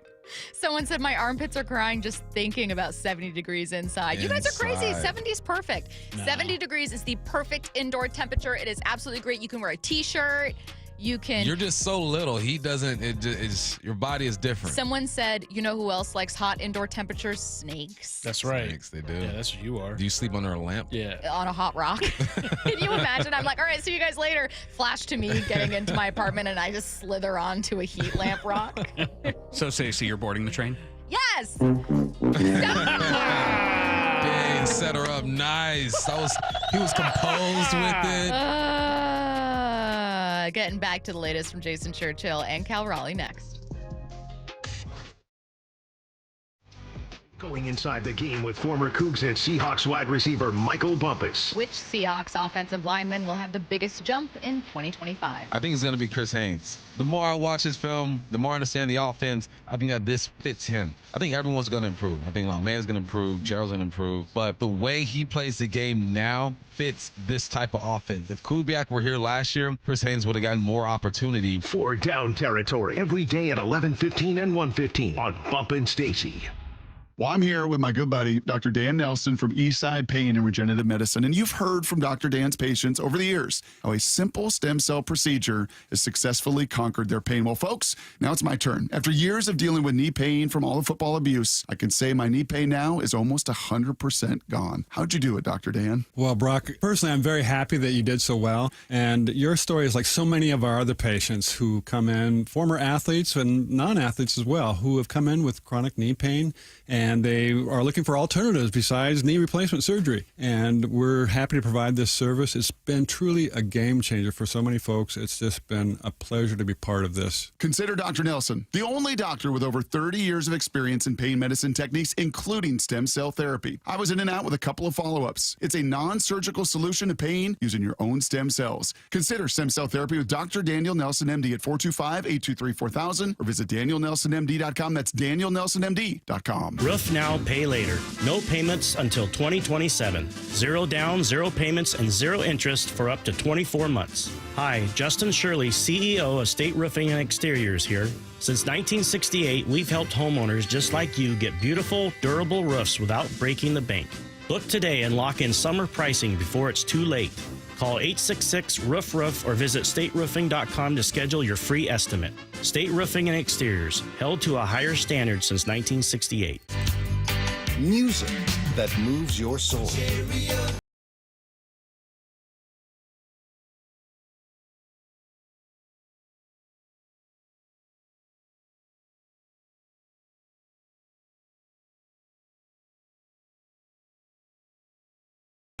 Live at Muckleshoot Event Center, Thursday, April 24th. Get tickets before they sell out at muckleshootcasino.com.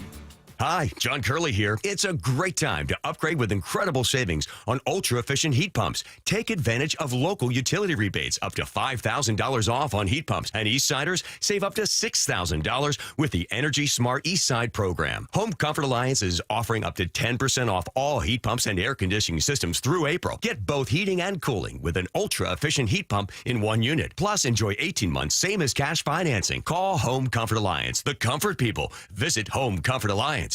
Protein, protein, protein. Everyone is trying to get protein in their diet, but we need fats too. Healthy fat, that is, like the rich, natural peanut and almond butters found in G2G protein bars. Most bars don't have it because, well, most bars aren't real food or refrigerated.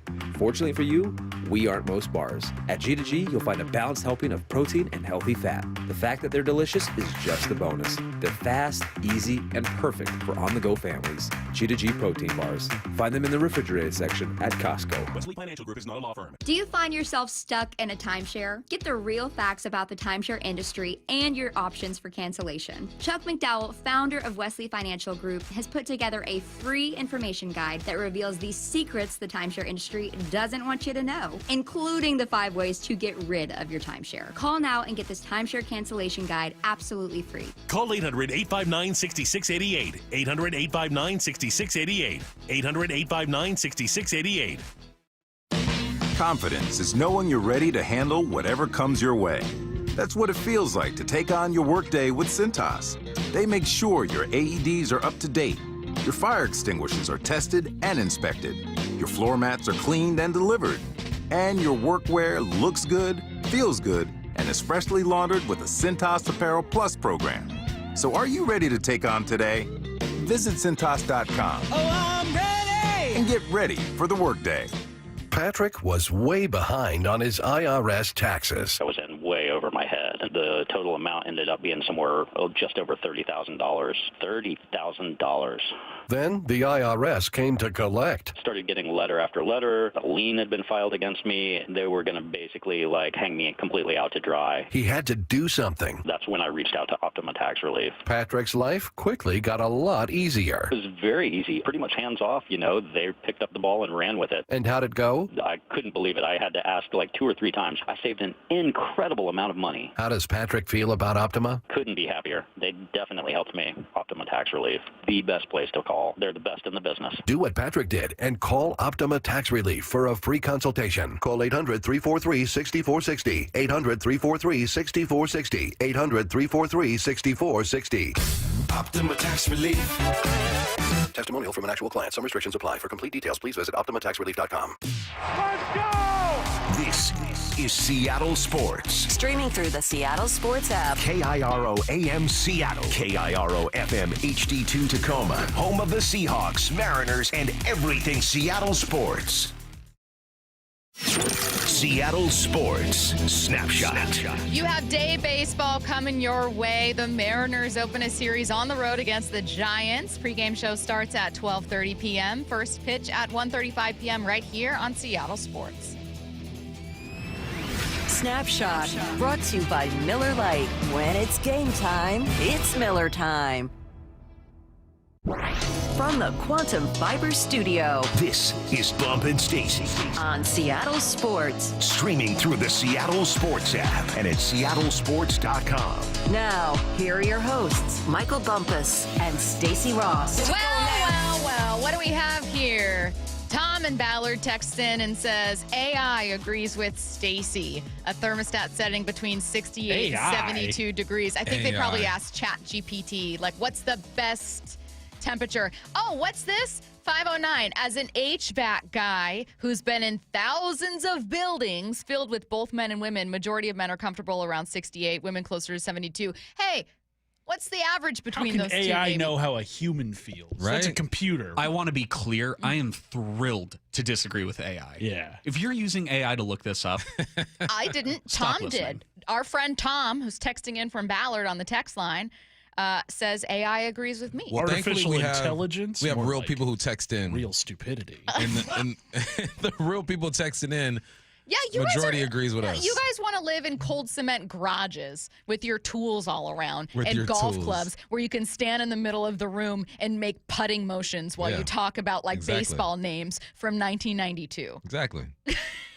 You just want to Correct. just like you want to just grab a putter and go.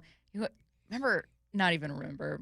Tony I was gonna name- Fernandez. Yeah, just like I was gonna say Lakers players, and then I started saying Kobe. Sedale Fruity.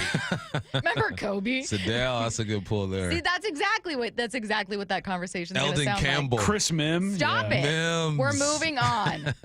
Speaking of baseball, we had Jason Churchill on the show with us. We're going to get to the latest, not the latest, some good stuff from him a bit later, going over right now some stuff from Cal Raleigh. Cal Raleigh Show debuted yesterday. It's hosted by Shannon Dreyer, premieres on Wyman and Bob.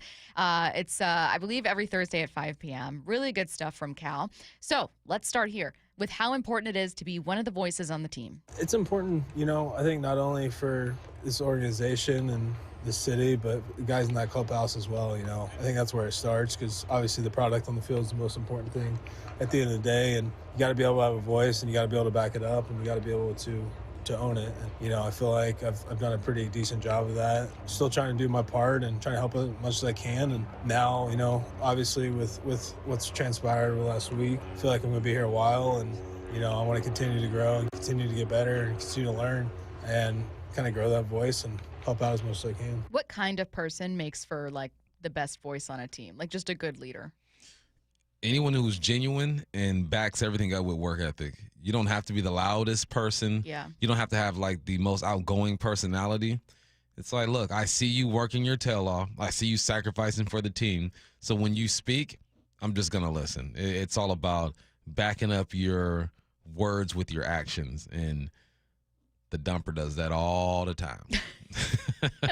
No, I mean, I think you're right, though. Like, he's not like the loudest guy, but when you said someone who can be honest and keep it real and is authentic, I do think of Cal, and I think of those stories we'll hear from Gary or Aaron or Shannon about how honest and blunt he'll be with the pitchers. And it's like you need someone, right? And I'm sure you've experienced this in locker rooms you've been part of. You need someone that will call you on your blank, on your stuff, and also who can not be satisfied with you thinking you're right when you're wrong. Maybe about an approach, maybe about a technique, whatever. That's why I was interested to hear when I think it was Snyder we had on, Colin Snyder, and I asked him, okay, well, when you shake Cal off 3-4 times in a row, what's the conversation like in a dugout? And he goes, oh, there really isn't a conversation. So I guess Cal knows what works for each pitcher, and that's leadership right there because we've seen him go to the mound and say, look, throw this dang pitch. But in Snyder's situation, it was like, I'm going to let him live because he feels comfortable with this pitch. Yeah. Cal explaining how his background in baseball allows him to understand how fans feel. I think I have a good perspective. I think what helps is I've been around baseball my whole life. Ever since I was born, my dad was a coach, and I grew up being the bat boy. I grew up going to games, college games, high school games, even some pro ball games because my uncle was a coach as well in pro ball. So I kind of got to see all the different levels coming up as a kid, and you're there for the good and the bad.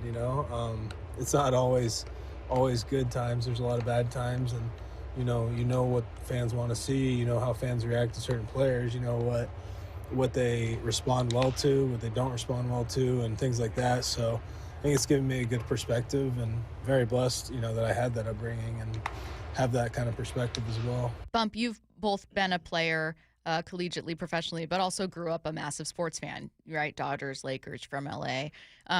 Does it matter to you at all whether or not a player you root for or watch understands how fans feel or understands a fan experience? Kind of, but not really.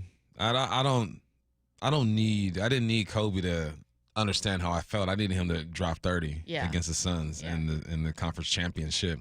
But it's a plus. It's a plus if you are aware, because then once you get in front of the mic, especially nowadays, I think back when I was coming up, players didn't have to be so aware of how people were feeling and the fans and stuff, because we didn't have access to them the way that we have access to these guys now. So in this generation, you should be aware, and it is a plus because you're going to do a Cal Raleigh show every week. You're going to be in front of the mic. You're going to be on social media. And if you don't show some type of connection with the people, especially here when hard times are inevitable and you're going to go through these runs and stuff, then that's when people turn on you a bit. And people can turn on the organization, but if they still love the players, then the temperature of emotions can kind of be even a little bit. So, I think it is important now. But when I was coming up, no, I don't think it was that important. Tell me if I'm wrong. I'm just kind of spitballing here and thinking through this in real time. I feel like it may not be important to say what you think a fan wants to hear or be a fan as a player, but you got to understand the temperature in the room of the team on which you're playing. If you're a Dodger, where their expectation is we're winning a World Series, you need to speak as though you have that expectation for the team. So you can't say, you don't win them all. Like, you have to talk as though, no, I share the same expectation you guys do.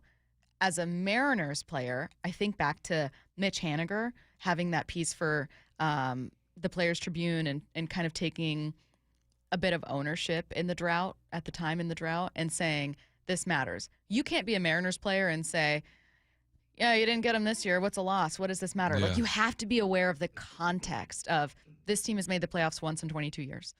You need to know that and feel that as a player. Yeah, you need to own the emotion. You need to buy into that, because that's where you lose people. I remember LeBron. He lost the game in the playoffs as a Laker, and he gets up to the podium, and people are asking him questions. This is LA, right? It's championship or nothing. Right. And he gets up there and he goes, it's just basketball. It's just basketball. Ooh. Man, if you would have saw the text messages coming from the homies in LA, because Kobe would have got up there and be like, we didn't do enough. Yeah. Boom, boom, boom, boom, boom. And it's just, you have to understand who you are playing for. So just like for the Lakers, it's championship or bust. You have to present like, listen, this is what we're here to do. As a player for the Mariners, you also have to feel, we need to do better. We're trying to get there. Like, I feel you're hurt. We haven't done enough. You need to own it. Even if you got to fake it, man, you just understand who you're talking to, right? Yeah. Preach to the choir and let them know we are on the same page. I totally agree. It's like, in theory, it shouldn't matter. In theory, it shouldn't. In theory, you should be a player who, I signed my contract, I showed up to work, I did my job. Sometimes it worked, sometimes it didn't. I can go home. Players aren't from the city, but in practice, it matters. Yeah. Oh, that's a really good example. A little bit more from Cal, and then we'll get to Jason. Cal, on when he realized Seattle was a place he could see himself playing for a long time. Ever since I've been, up here in the big leagues, especially after that 22 season, my first season where I kind of came to, I really liked it here, enjoyed it. Never even knew that it could be a possibility to stay here long term like that.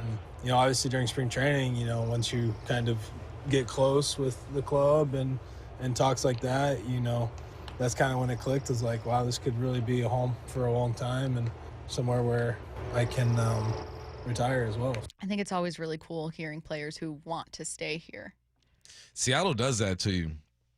I mean, there's guys who I played college ball with who are from California who didn't even play in the NFL, who just hung out here and stayed here, now families and businesses and homes and stuff, just because of just the vibe here. And I don't know what it is. I think once you reach a certain level as a professional, your network is here. So you kind of, all right, this is probably a good place to lay down some roots. But not even from the guys at the top. There's guys at the bottom and in between. There's something about Seattle that just keeps people here. It's the people. It's the weather when it's nice. I don't know what it is. For me, I just got locked in. Obviously, my other is from here, so, I got locked in. But for a guy like Cal, who's from, North Carolina? Is he from North Carolina? Southeast, North Carolina. North Carolina, yeah. For him to come over here and just feel the love, I think that has a lot to do with the organization, one. Forget how you feel about what they do and don't do, but obviously they have gotten Cal to buy into what they're doing. And I think it's because of the people, too, like the fans. The fans are great here. I know they're going to boo you sometimes, but sometimes players deserve to be booed. But they will love you up, and they continue to show up, even though every single year they're frustrated with the roster that's put out there. I'm going to get to what I need to know in a couple minutes, so I want to give you guys a warning that you can get that sent in now. Start texting those questions in for what I need to know, 866-979-3776. I'm going to jump to it in about 5 minutes. Again, 866-979-3776. Get those questions in. Before I get to Jason, you said something that was interesting. Sometimes players deserve to be booed. That is like low-key a debate that happens with people. There are some people who say you should never, ever, ever, ever boo a player, a team. It's disrespectful. It's messed up. I think players deserve to be booed sometimes. I think the team deserves to be booed. Now, if you are yelling out someone's name and threatening them, that is different. Sure. But if the team is just not performing, you apply pressure. That's the only way fans can apply direct pressure, is if they are watching you be Bootsy Collins and kick the ball all across the yard and strike out, whiffing the bat at pitches you shouldn't be whiffing at. That's the only way they have to express themselves. I'm all right, man. This boo. Have I been booed before? I've been on teams that have been booed. We go out there and play like, you know what? We deserve to be booed. And the booing not only affects the players, it's the guys upstairs in the suits who are watching this, and they're feeling the boo. How much pressure does it actually put on the guys upstairs? I don't know. But I know the guys who are on the field, the diamond, the basketball court, they feel it the most. But, just as long as you're not calling someone out directly, that's different. If you're calling them by name, by number, okay, that's different. Have you had someone in a crowd ever try to call you out directly? Oh, yeah. Oregon State. Those fans just call me out all the time. So, they'd be like, hey, bump, and then they'd say something? Oh, yeah. They talk about my mom, my grandma. Wow. Yeah. Oregon State and USC were probably the most vicious ones. All right. Again, questions in for what I need to know, 866-979-3776. Let's get to one cut that stood out to us from Jason Churchill, and then we'll jump to those questions. We asked Church what he's thought about Julio's first week. Yeah, a lot of the same from early to mid, last year before he kind of flipped the switch a little bit there in July, where it looks like he just doesn't understand what pitchers are trying to do to him. Like, it's easy for me to say we're watching these games and it's like, all right, he's 1-2 and he's only thrown one slider. He's getting a slider here. And then Julio swings as if it's a fastball. It just looks like he's just unsure, early on in season so far. What pitchers are trying to do to him as a hitter. And, he'll figure it out. I mean, we've seen him put up big numbers. We've seen him go on runs. But I think what fans are wanting to see is some level of consistency. Now, I don't think he's been terrible. I think maybe the second, third game of the year, we started to see the dancing feet go away, and he's a little bit more comfortable seeing the ball a little bit better. But he'll still jump at that slider away. What'd you think of Jason's analysis of Julio's first week? No, I like it. It makes sense because, obviously Church knows more ball than I do. But I see the same thing. I know what's coming. That's why I love watching the broadcast. Like, I like going to the games because you feel the game, you're with the people, and all that stuff is fun. But then I like just going home and then listening and tracking and seeing what pitches are being thrown out and picking up on patterns and all that good stuff. So no, I think he's right, and I think the more this team struggles offensively, the more likely we are to see a dip in Julio's play, because we know that when he feels that type of pressure, he reaches a little bit. Yeah. So I'm hoping that he just squares a couple up, man, and just gets into his groove. Lots of baseball to be played. But, you know what's coming. Everyone knows. Low outside, they're going to try to get you to chase that thing, and he does. So is it and that's the hardest part too, man, is you have to make decisions so quickly when it comes to standing in that batter's box. I mean, people don't realize, maybe some do, how tough it is to hit a baseball. And now you have the pressure of your team struggling a little bit. not being able to produce runs or drive runners in when they're in scoring position, and your process gets jacked up a bit because sometimes emotion takes over your process. So it's about being able to stay even keel mentally, keep that heart rate, at a healthy beat and just zone in. You know how you can sometimes keep your heart rate at a healthy place? Just being in a warmer room can sometimes just make the blood flow. That's what I read. That's what I read that you get into hyperthermic temperatures at like 68 degrees, 67 degrees. That's when you risk freezing to death. Do you know why you sit in saunas? So you get your heart rate up. Yes. It exercises you. No. So you sit in saunas to get your heart rate up. Get your questions in for What I Need to Know. Let's jump to it. We are sending you to Mariners baseball in 15. 866-979-3776. Get your questions in right now. Bump, tips to fix my slice. That's a golf term, fix your slice. All right, just what I do is when I'm slicing that thing a little sleazy, I shorten my backswing, and I just think I drop my hands quick. Don't pull your hands, drop your hands, and rotate. That's what I do. I was going to say the same thing. What I need to know, what is a wise or trite saying that you scoffed at when you were younger that you ironically champion today? For instance, closed mouths don't get fed. Birds of a feather flock together. Yeah. I was like, my grandma's hit me with that. My mom too. I'm like, man, I don't do that stuff that they do, knowing dang well I'm doing the same stuff they do. Yes. Then I get older and I go, yeah, just look at the people you surround yourself with. Like, you guys are all about the same stuff. Oh, that's a good one. Maybe like a squeaky wheel gets the grease kind of thing, or squeaky wheel gets the oil. Like, there are so many times I've complained about something or whatever, and when I was younger, you'd always say, well, squeaky wheel gets the grease, or like if you want something, you have to ask for it. And then I grew up to become a people pleaser and realized, oh, people can't read minds. Not only that, but like you realize, and I will never be this person. You know who gets great customer service and gift cards and whatever? People who complain. Yeah. Like, that really is a truth to life. People that complain, that throw a fit, that are the absolute worst people, they'll get something sent for free, they're going to get whatever. And again, I don't become that person, but it is true. To go off, my buddy owns Moonshine Barbecue, and he'll get a bad Yelp review. And what he does, he gives them a gift card. Yep. Just give them a gift card. I'm just saying, squeaky wheel gets the grease. One more saying, early bird gets the worm. Yeah. When I started playing golf, literally, when the worms are out, I'm like, damn, these birds all over there. Early bird, huh? 866-979-3776. What I need to know, speaking of temperature, would you rather have a week of 100-degree weather or a week of 25-degree? There's no precipitation, so it's not 25 degrees and rainy. I'll go 100 all day. Yeah, at that point, 100. 25 is simply too freezing. Yeah. Frankly, 55 is freezing. But 55. 55 is cold. 55 is cold. I'm golfing in 55. 55, you have an addiction. Yeah, 55, my seats. Frankly, when I drove into work today, I turned on my heated steering wheel and seats. It was what? It was like in 45. My Ford Bronco Sport. Where'd you get it from? Wayscar Ford. Excuse me, Albert. I love that car. 866-979-3776. What's the coldest temperature you've ever felt? Or I'll toss played in also. I played in the negatives before. It's like -6 or 7 like out in that. Pullman? Out in good old Pullman, Washington. Then in Canada, we played in like -10. Yeah, it was miserable. Now, was that -10 Celsius or -10 Fahrenheit? Oh, they hooked us up. They gave us the Fahrenheit. Okay. Because -10 Celsius is still that's like 20 degrees. Yeah. -10 Celsius, 14 degrees Fahrenheit, still freezing. I've only experienced single digits. That was out in Montana. I experienced like -2. We went to Alaska for around the holiday season. No.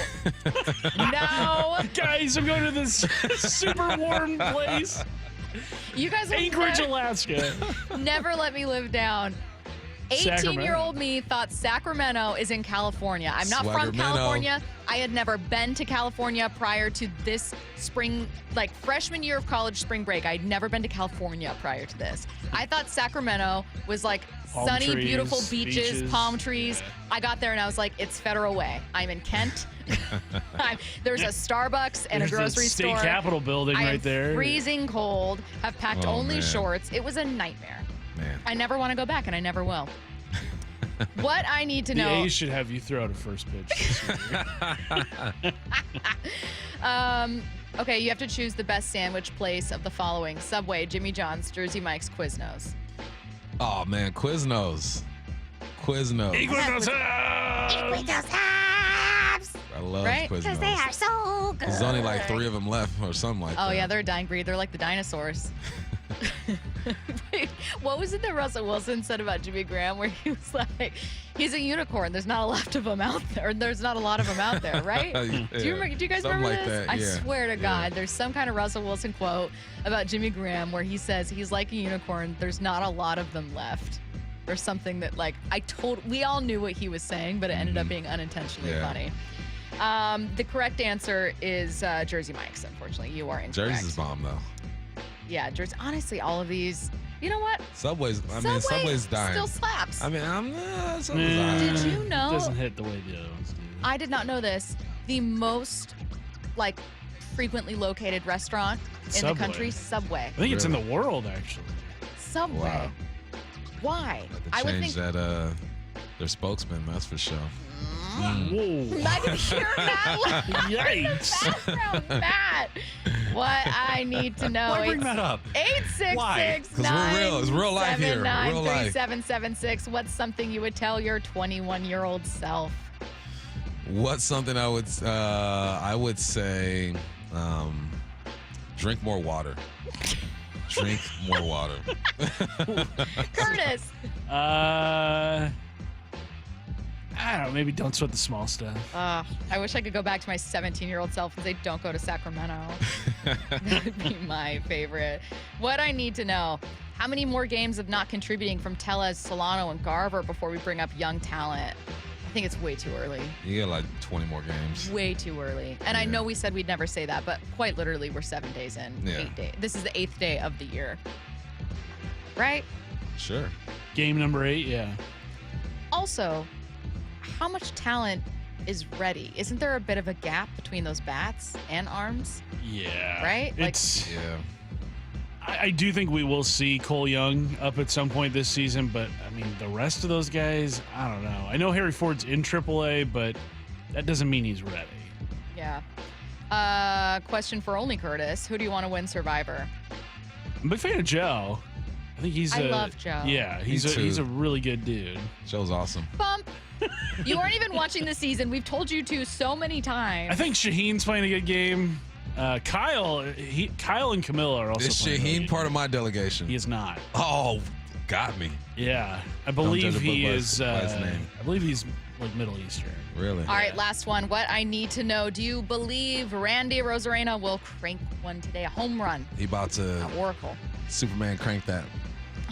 I'm doing it, guys. If you're on the stream, I'm cranking that. You can see him, but you're a little out of the picture, so you can't quite see fully. Let's call our home run today. Last 30 seconds. You want to say Randy Rosarena, but it takes him off the board. Curtis, you're next. Be ready with it. Bomb. Bliss. Okay, Curtis. JP Crawford. Sure. Oh my God! You got what? I like that. You know what? Julio. Sure. I believe in him. This is how I'm buying myself 15 seconds. We are getting you guys out of here. This has been Bump and Stacy. If you missed any part of the show, go back and listen to the Bump and Stacy podcast. Wherever you get your podcasts, we are sending you to Mariners pregame right now.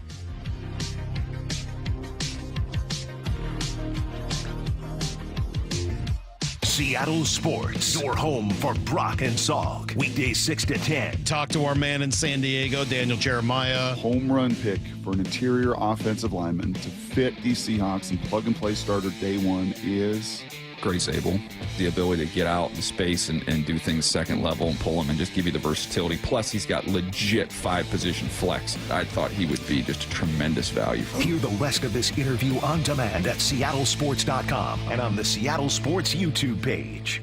Rick Riz here for the Pella Windows and Doors of Western Washington's Improve Your Play program. Many of our local youth sports teams need help with field enhancements, training, and equipment. Local Pella owners Keith Dashafy and Luke Wilson are stepping up to donate $5,000 to 2 deserving teams. We need your help finding them. Head to seattlesports.com/play to nominate a deserving team in need. Let's help our local youth improve their play this year with Pella Windows and Doors of Western Washington. Contest and rules at seattlesports.com/play. Kelley. Mike Salk here, and luxury awaits at Snoqualmie Casino and Hotel, where comfort meets elegance. And this summer, you can experience the breathtaking Cascade views, the world-class dining and entertainment, and elevate your next getaway by combining effortless style with the utmost relaxation. Plus, Snoqualmie Casino and Hotel's award-winning outdoor summer concert series is back with amazing artists like Hanson, Austin Jenks, Melanie Fiona, and POD. This summer, overlooking the beautiful Snoqualmie Valley, snocasino.com for tickets. Seattle's closest is now Snoqualmie Casino and Hotel. Hey, it's Shannon O'Kelly, President and CEO of IRG Physical and Hand Therapy, inviting you to come to work for IRG. With just over 40 locations in the beautiful Pacific Northwest, you have the opportunity to work in the city and place you want with a great team, a great atmosphere, and great mentorship. Shannon, what type of staff are you looking to hire? Is it just clinical staff right now? We are looking to hire not only physical therapists, but also occupational therapists, exercise techs, athletic trainers, front office coordinators. We have a whole platform of different services we provide to the community. Over 40 clinics in the Pacific Northwest. There are openings across the whole company. Head over to irgpt.com/careers and apply today. But Shannon, will they have any fun coming to work at IRG? Oh my gosh, Brock, that's what it's all about. We want to have fun. We're all about passion. We're all about positivity. We want people to change lives. That's what we're doing here at IRG. We're changing lives, not only of our employees, our patients, and our communities. We want you to be your best self. So head over to irgpt.com/careers, irgpt.com/careers, and apply today. Hey, Green Gobbler here. So you've got a clogged drain in your bathroom. Water in the sink's overstaying its welcome. You're spitting today's toothpaste on top of yesterday's toothpaste. You hope that it go away. Yeah, clogs don't just go away. I make them go away. I'm Green Gobbler, the only clog dissolver you need. I'm bleach-free, safe for your pipes, and I work. Guaranteed or your money back. Because I never met a clog that was gonna unclog itself. Green Gobbler. Let the gobbler get it. Confidence is knowing you're ready to handle whatever comes your way. That's what it feels like to take on your workday with Cintas. They make sure your AEDs are up to date, your fire extinguishers are tested and inspected, your floor mats are cleaned and delivered, and your workwear looks good, feels good, and is freshly laundered with a Cintas Apparel Plus program. So are you ready to take on today? Visit Cintas.com. Oh, I'm ready! And get ready for the workday. Bonneville, Seattle, and Seattle Sports are looking for organizations that regularly distribute information about employment opportunities to job applicants or have job applicants to refer. If your organization would like to receive notifications of job vacancies, please notify Human Resources at 1820 Eastlake Avenue East, Seattle, Washington 98102, or email us at seattlealljobs@bonneville.com or call 206-726-6902. Bonneville is an equal opportunity employer. For Down Territory, going inside the game with Michael Bumpus. I like this. More quarterbacks should start doing this. Every day at 11:15 and 1:15 on Bump and Stacy. Hear that? That's the sound of your life. Perfectly imperfect. Beating in rhythm to the world you've created. But every time you drive after drinking, the music gets drowned out. Your life sounds pretty great. Don't let a buzz ruin it. Buzz driving is drunk driving. Don't drive buzzed. A message from NHTSA and the Ad Council. I can't believe how spotless my floors look after using the Swiffer Power Mop. No more dragging around a heavy mop and messy bucket. Now I get the same deep clean without all the work. Thanks to the powerful solution and scrubbing pad of the Swiffer Power Mop, dirt and grime don't stand a chance, and I don't break a sweat. Mic drop. Mop drop. Swiffer Power Mop. Swiffer Power Mop. A smarter way to mop. Try it or your money back. Progressive knows there are some surprisingly expensive things in life, like frames. Because you found a classic 70s concert poster. But when you went to get it framed, you realized the frame will cost about 4 times the amount of the poster. Which is actually absurd because no one will be looking at the frame, and if they are, then you severely overestimated how cool this poster is. But then you remember by switching your home and auto to Progressive, you could save hundreds and put it towards a classic 70s concert poster in an absurdly overpriced frame. Progressive Casualty Insurance Company, affiliates, and other insurers. Not available in all states. Confidence is knowing you're ready to handle whatever comes your way. That's what it feels like to take on your workday with Cintas. They make sure your AEDs are up to date, your fire extinguishers are tested and inspected, your floor mats are cleaned and delivered, and your workwear looks good, feels good, and is is freshly laundered with the Cintas Apparel Plus program. So are you ready to take on today? Visit Cintas.com. Oh, I'm ready! And get ready for the workday. This is Mariners baseball on Seattle Sports. Take every game with you on the go by downloading the Seattle Sports app. 710 KIRO AM Seattle and KIRO FM HD2.